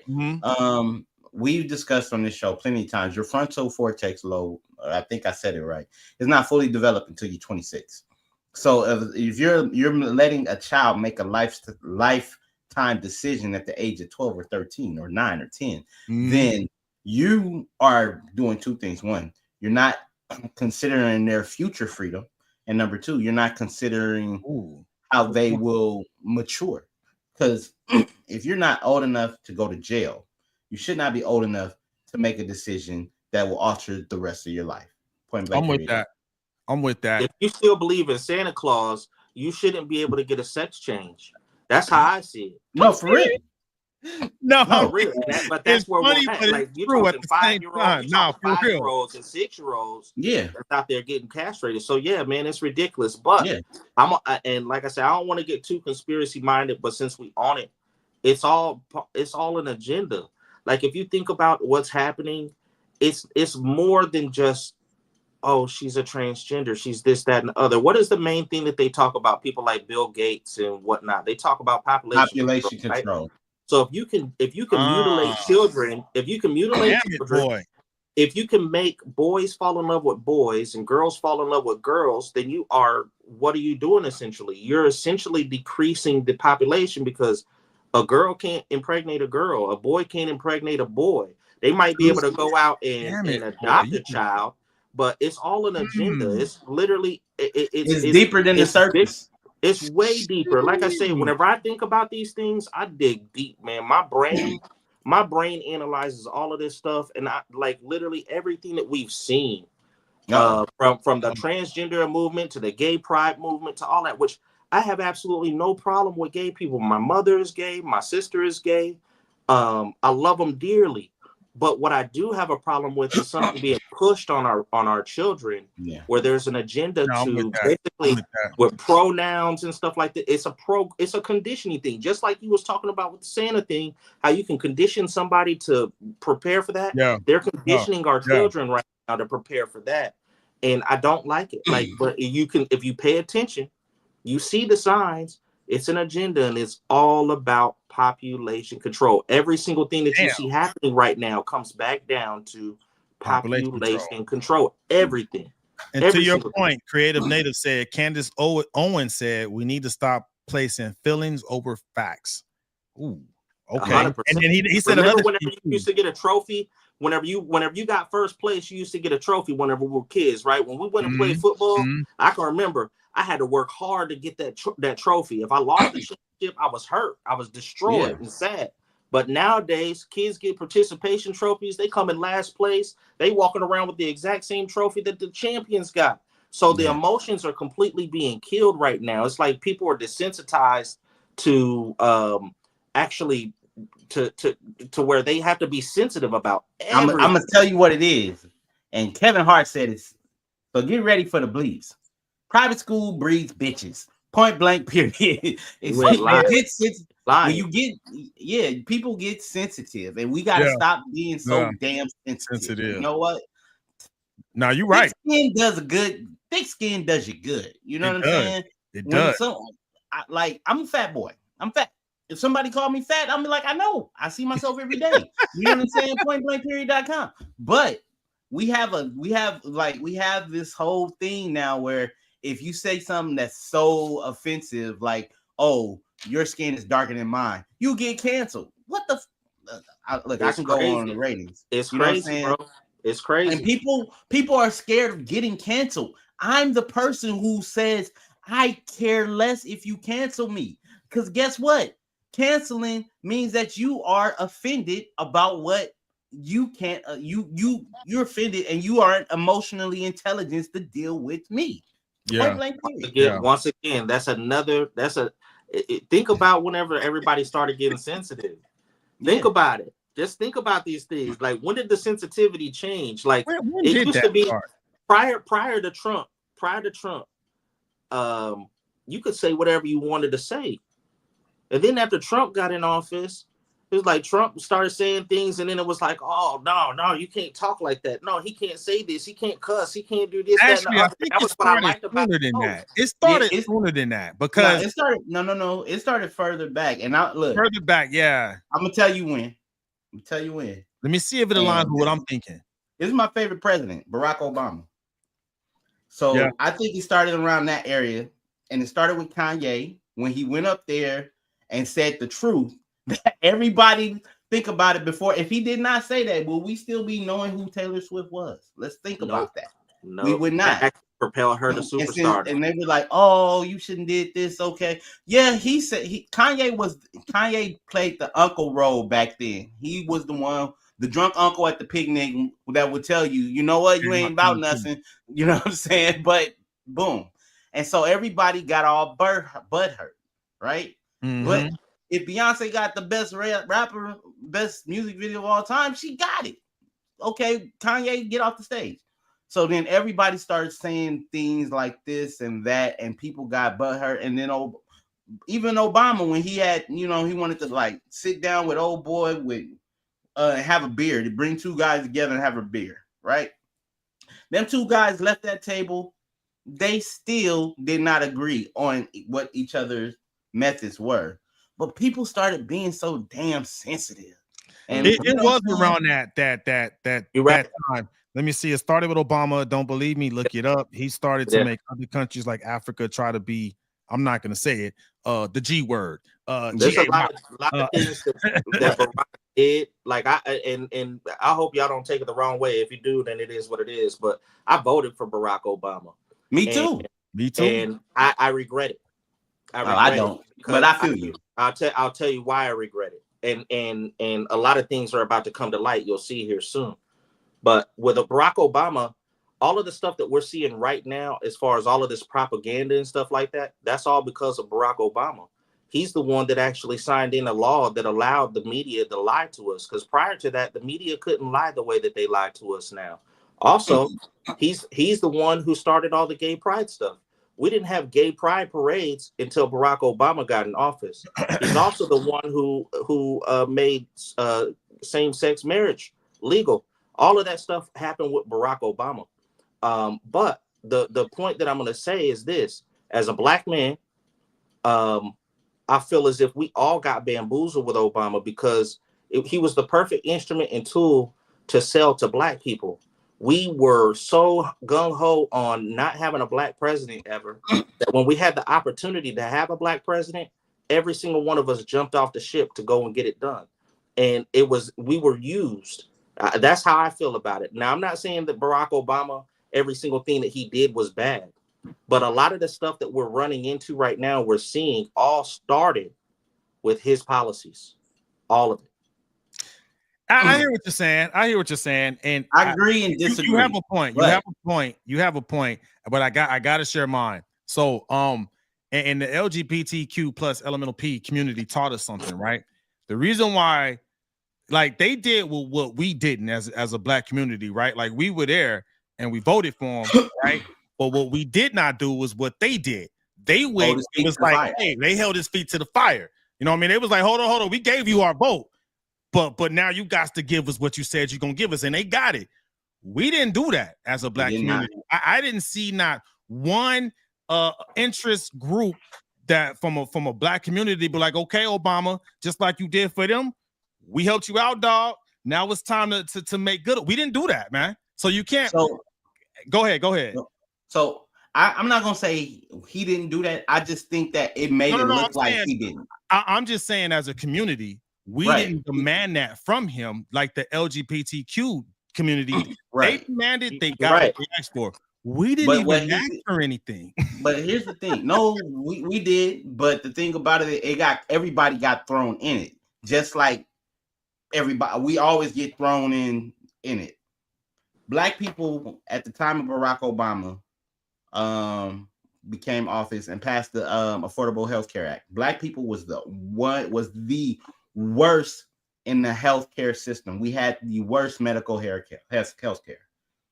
He put that in place for us, but he can't say this is for Black people. He can't say that. But he knew who would benefit from it more if they took advantage of it. Am I right or am I right? You know, I got to challenge that too, because yes, he can. We had a Daniel last week who made a good point. The government can do what the hell they want, man.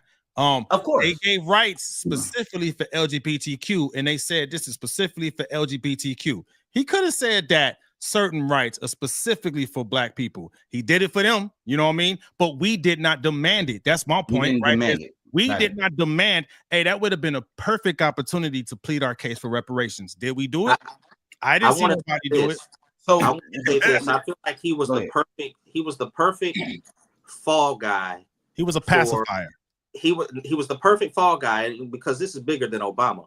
He was the perfect fall guy for them to be able to push through a lot of the initiatives that they wanted to push through, because we're conditioned as a Black person to think that white people aren't going to give us what we want, right? So anytime Obama was trying to push something through, he would have a lot of what's the word you want to say, pushback, right? Mm-hmm. And we were automatically conditioned, oh, they're pushing back because of this, that, and other. So a lot of the stuff that Obama tried to push through that would have been good for us all fell to the wayside, right? But I'm saying it like this. I feel like that was a part of the setup. Right. I feel like that was a part of the setup. That was the way that the locomotive was able to push their agenda through more, because they utilized the fact that we are looking at a Black man up here trying to go against these white folks in Congress and in the House and in the Senate and whatnot, and him not being able to get it pushed through. And it's like, oh, it's because he's not Black. But we didn't question anything. You're 100% correct. We didn't question it. That's on us. Didn't question it. But at the same time, whether you would have questioned it or not, nothing would have changed, because it's bigger than Barack Obama. I don't believe that these presidents run anything. There's somebody. No, they're just shadow government that runs the government. You said it, bro. You said it. Shadow government. There's a shadow government that runs the government, and he's just the mouthpiece. And at that time, he was the mouthpiece to push through the agendas that they wanted to push through, such as the gay pride movement, such as the same-sex marriage movement. So all of that right there, we can't put it on Obama, but he's the face of all of it. The face of it all. But for those that complain about who got what and who didn't get something, you got to look at, well, what did they do to get it? Even Dave Chappelle said that on one of his specials. He was like, I don't hate y'all. I'm just jealous. We should be jealous. They demanded what they got, and from my vantage point, it looked like they got everything they demanded. You know what I'm saying? Right. Politics is quid pro quo, man. If you're an interest group and you help someone get in, they owe you straight up. The votes must be paid quid pro quo. Perfect example. And you brought this up too, Corey, with TikTok, right? Because TikTok should have been blocked a long time ago. Should have been blocked. Dude, just last week, Trump made a statement that he will look into it because they asked for him to look at this situation to see if it could possibly be overturned and not be blocked. He said it. He was like, I'm going to look at it because I understand a lot of young people did vote for me, and TikTok was a part of that. So that's proof, man. Yes. That I said it though. You did say it. You said that early this year that the politician who backs TikTok at least a little bit could sway the vote, and that's what happened. And he acknowledged it, right? So it is the people that voted him in are demanding him to, hey man, we don't want TikTok blocked. Looked into it, and he said he'll at least look into it. We should have did that as a black community with Obama. Right. Hey fam, we need some things. You know what I mean? I don't think that we were 100% ready for a black president. What Tupac said is 100% correct. Like let's say it happened right now. I can imagine that a lot more people would be much more boisterous and active to demanding what it is that they wanted. But we as black people expected another black man to just come in and get it done. I think that's what we expected. Well, I wouldn't say to have to go and tell the black man we want this and we want that. We expected him to go in office and take care of what it was that we all across the board already kind of feel like we need, right? Yeah, I think that's happening. The word expect. We would use the same word he did in his campaign. We would hope that he would do it. And that's what he ran on. And the thing about it is, you're right, K. You're right, K Free. You know what I'm saying? He was the person who was the fall guy, right? And it's so much to the fall guy to the fact that they still say, go get your Obama phone, right? What does phone do? Phones nowadays, you're mainly being distracted off of stuff. Go get your Obama, go get your Obamacare. It's really the Affordable Care Act, right?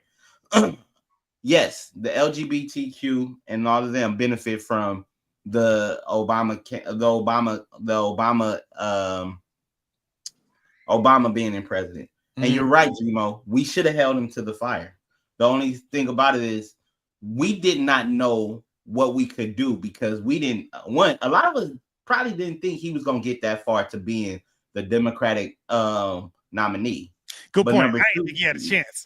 No, I wanted him to get it, but we didn't. You know how you set yourself up for expectations and then it doesn't fall through. So you're like, well, we didn't put too much energy into it because we don't think it's going to happen. Had we had that energy, had we had that hope, we said that we believed in him winning, we probably would have had those things set in place. Like, hey, can African Americans get reparations? You know what I'm saying? Because, like you said, they did it for the LGBTQ, tribal. What is it called? I think certain tribes. Well, to clarify, LGBTQ, they didn't get reparations. They got a whole bunch of rights that they demanded. Right, they got rights. The thing about it is they got something in their favor. We needed something in our favor that only we could benefit from, and we didn't. Can I ask you a question, Corey? Yeah.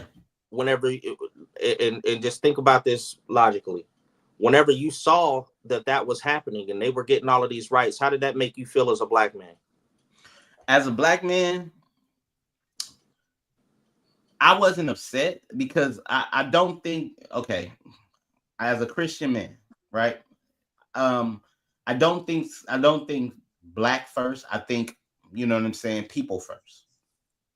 And that's just how I've been. And I'm like, that's great. These people are getting what they want.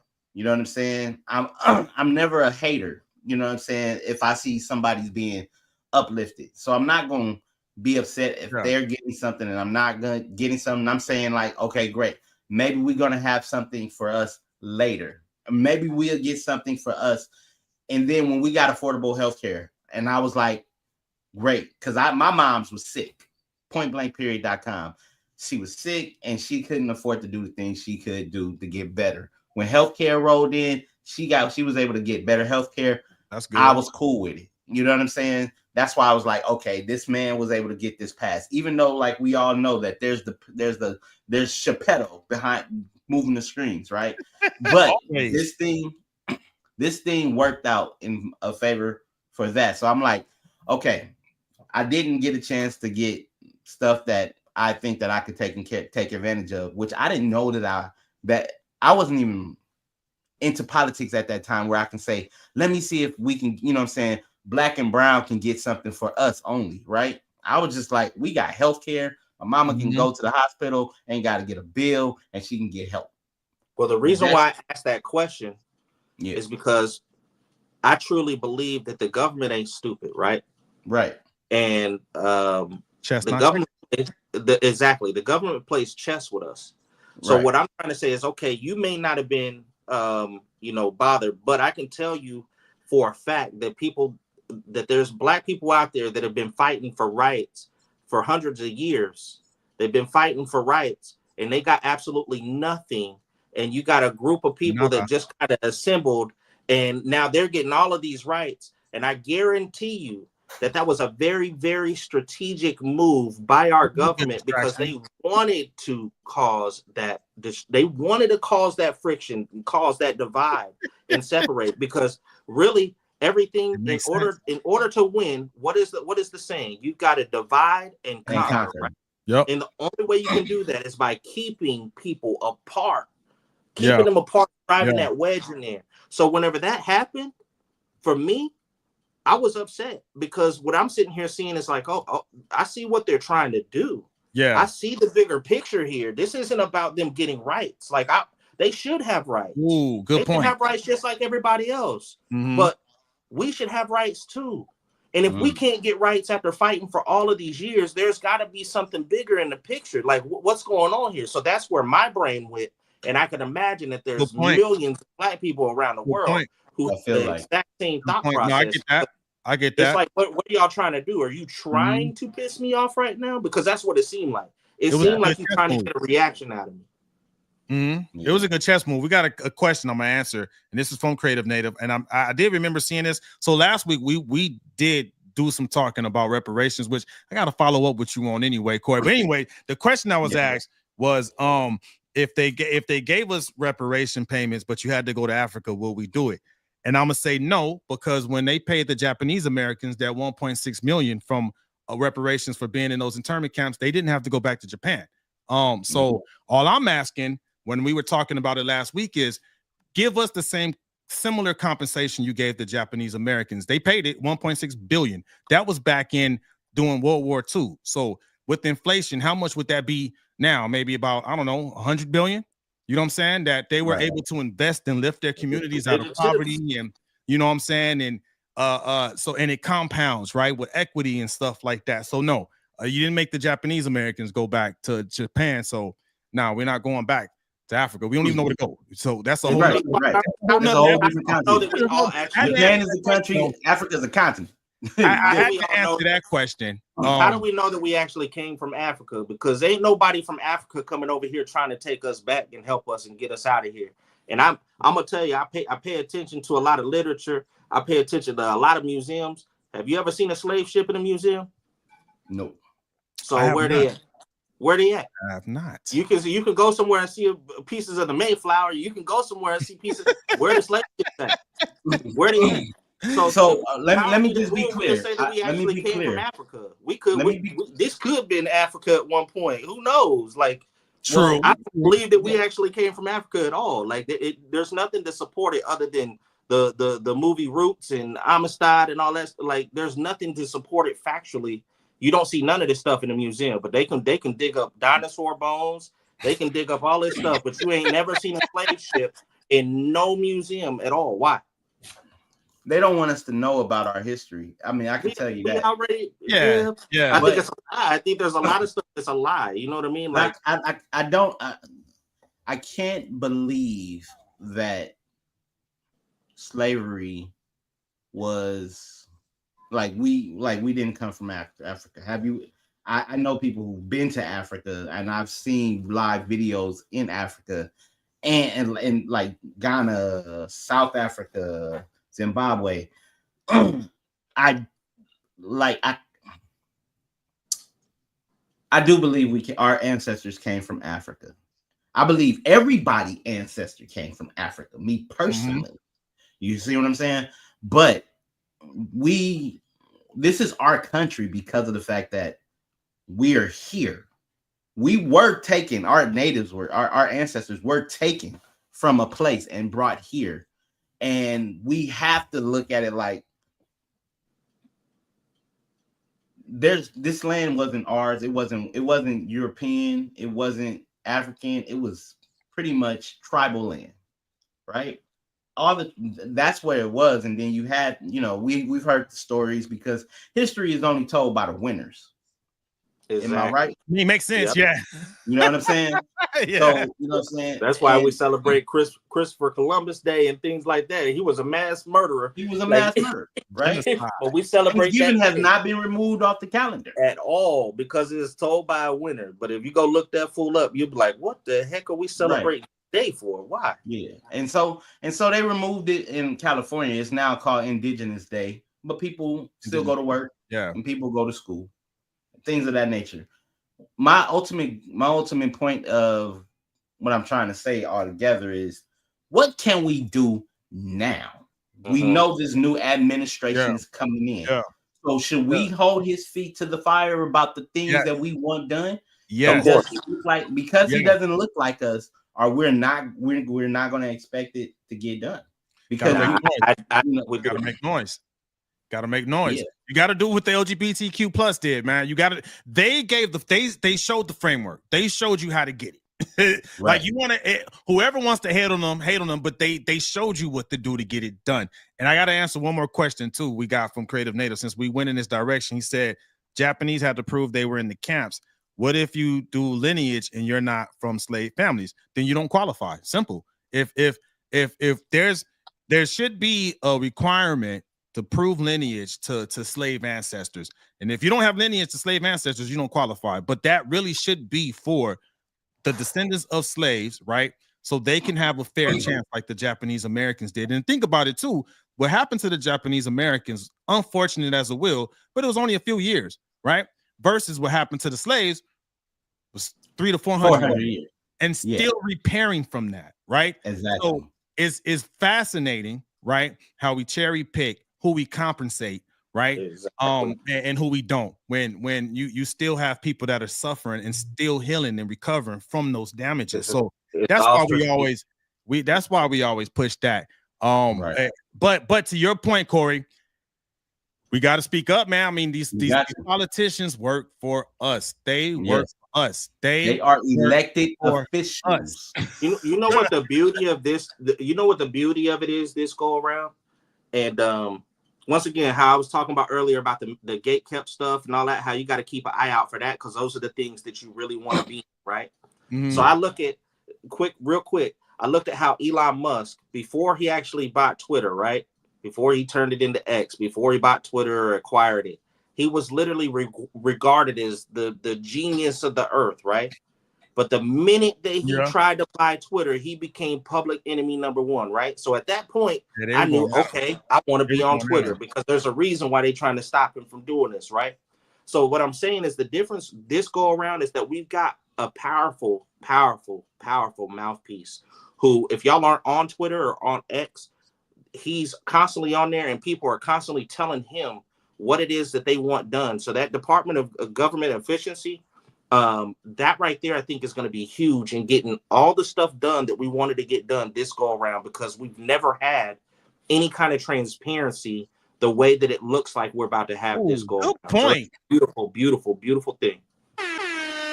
Excellent point. And I think that's a good way to start wrapping up the show, man. We're getting, it's going to be different this time around. Yeah. It's going to be different, more efficiency.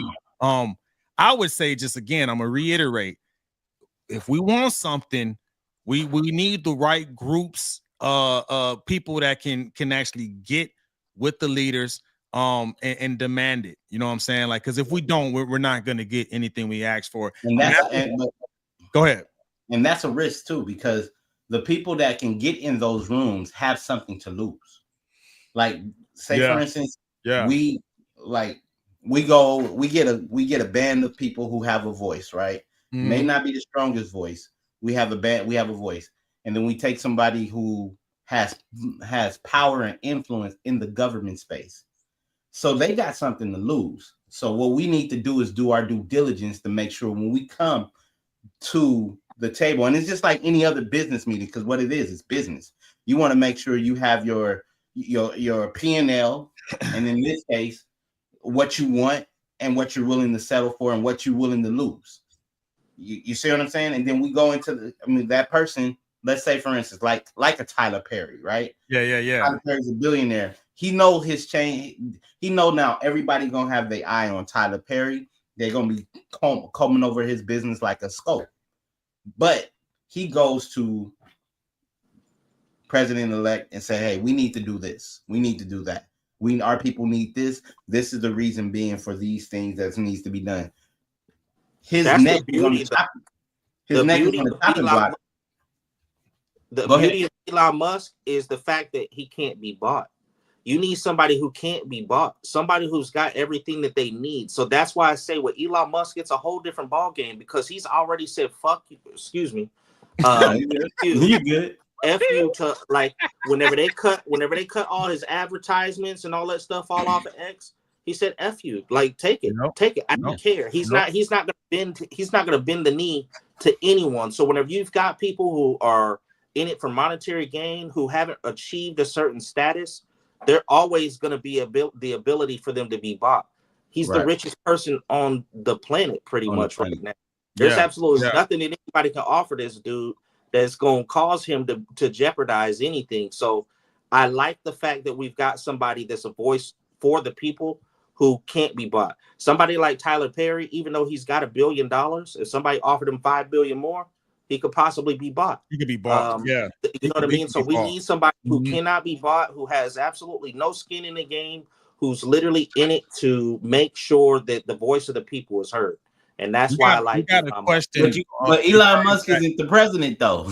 That's what we got. But check it. He is the voice of the people, considering the fact that he purchased X to make it free speech. They've been trying to censor everything. And he literally is taking into account everybody who's saying stuff, and he does polls, he does all this stuff, and the people are telling him what it is that they want, such as myself and regular other people that are telling him what they want, and he's doing what he can to make that happen. So I consider him right now to be the voice of the people, because he's the most influential person that we can actually kind of interact with and tell him all of that is cool. And Corey, you have a point, and I'm gonna add to it. Yes, all of that's cool. He's not the president, and even more important, he's not the Senate, and he's not the House, right? You know what I'm saying? Because at the end of the day, those are the real people that run everything, right? So we said it earlier, right? Obama was just a figurehead. Trump would just be a figurehead too. He don't really run things. You still got to pass Senate in the House.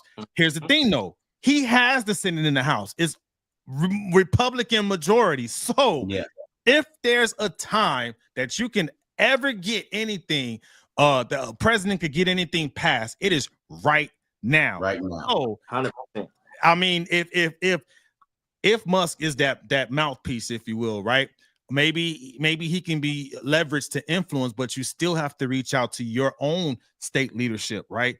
And have your voices heard. That's definitely something I want to put out. Because I mean, yeah, that's cool, but what can he really do? You know what I mean? He's not the Senate. He's not the House. If you paying attention to what's going on, he done already shook up everything just by himself. Just him and Vivek Ramaswamy with that Department of government efficiency. He can't write and pass laws, though. I mean, he could. Of course not. Yeah, of course not. We really got to make sure, and that I want to reiterate, you got to make noise and demand and hold your elected officials' feet to the fire. He's cool. I get what he's doing. He's been appointed to do a certain job, but you still have to go through your lawmakers. You know what I mean? At local level too, right? City, county, state. Don't forget about that too, because I mean he's cool, but I mean at the end of the day, what can he do that we're gonna see at our local level? You know what I mean? Right. About the influence that he has much more influence than I do. He has more influence than you do. So when we, the people, are voicing our opinion and he's listening to our opinion, he then has the actual voice and the platform to be able to say, this is what the people want. So it's coming across to a broader audience. Yeah. And There's no more hiding behind state legislation calls and this, that, and the other. Like, we can call the Senate office all we want. We can call the House office all we want. But who knows who's getting those calls, who's getting those complaints, but whenever he's broadcasting it all over his damn platform that has all the political officials on there, they have to see this stuff. There's no running away from it. You can't hide from it. It's very transparent to me. That doesn't mean that he's the one that's in position to call the shots, but he is in position to take our voice and amplify it bigger than it's ever been in the history of our life. That's cool, but you said something earlier I want to get back to when you talked about being more independent and having more power, and there's responsibility that comes with that power. So I just don't want folks to like lean more on him instead of taking ownership themselves, right? If it's for the people, you got to do it for the people. Be the people, speak up. You know what I mean?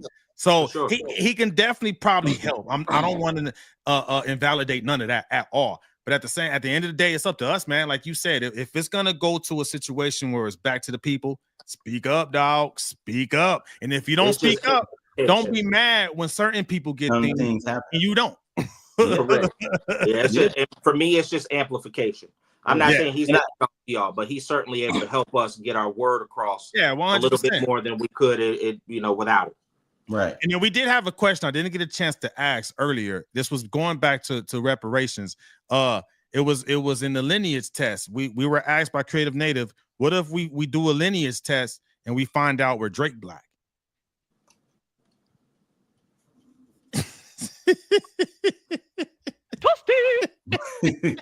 On that note, we'll end the show, man. Hey, K-Free. I mean, if I got some of that Drake Black money, I'm all right. I'm with that. Give me some of that. Started from the bottom, now I'm here. Hey, shout out to you, Creative Native. Thanks for that. Now, hey, this was a great episode, man. K-Free, thanks for joining us, man. Again, plug that album, man. Plug that album. When is it coming out again? Don't forget Pixels. I go by Kick It Free. The album is called Pixels. It will be released on all major platforms at midnight Eastern time, December 25th. So, I mean, technically, if you in Arizona, you could get it on the 24th at like 9 o'clock. Is it 9? Are they 3 hours ahead? 3 hours away. 9 o'clock Arizona time, but midnight December 25th. Merry Christmas to everybody. It's my gift to you. Yeah. And I hope you enjoy it. Thanks for that. And tell folks how to get in contact with you. Since you out of retirement, you out of hiding, you got to touch the people now, man. You outside, brother. You outside. Tell them how to you can reach me at Kick It Free, at Kick It Free. I got Instagram. I don't do Facebook. I got a TikTok, and that's at Kick It Free too. So everything's at Kick It Free. And the cool part about me is that if you type in my name in any Google search, there's absolutely no other Kick It Free.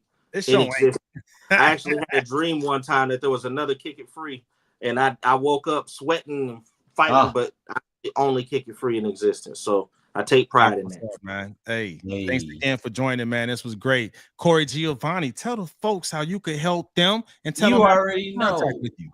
You already know it's your main man with the game plan, and you can reach me at Corey Giovanni on Instagram, TikTok, Facebook, YouTube, and also Lemonade. Yeah, the new Lemonade, the one that is powered by TikTok. Yeah. Follow me over there and on Threads at Corey Giovanni. You know what I'm saying? Anything you need, we got it for you. The Core ENT business plan is the main plan from the mainland. Gmo, talk to them. Hey, Geronimo at tech_Von_go at IG. If you got a interesting topic you want to talk about, holler at me. We can make it happen. And also too, I got the short-term rental vacation home coming soon for San Antonio. So if you planning a trip to come visit San Antonio for whatever reason, maybe you want to go see a family member graduate from the Air Force basic training, or the Army medical training here at Fort Sam Houston, or you just want to take a trip on a Riverwalk, go to the Pearl, whatever you do out here in San Antonio, I got you. Hit me up. That'll be up soon, beginning 2025. Other than that, thanks for joining us. Hey, hold up. Wait a minute. Don't forget on YouTube. If you're on YouTube, don't forget to click that like button and subscribe. There you go. Right? Why they need to click that subscribe button, Corey? So we can give you some news that you can use. And on that note, hey, Merry Christmas and good night. Good night. Yes, Peace. sir.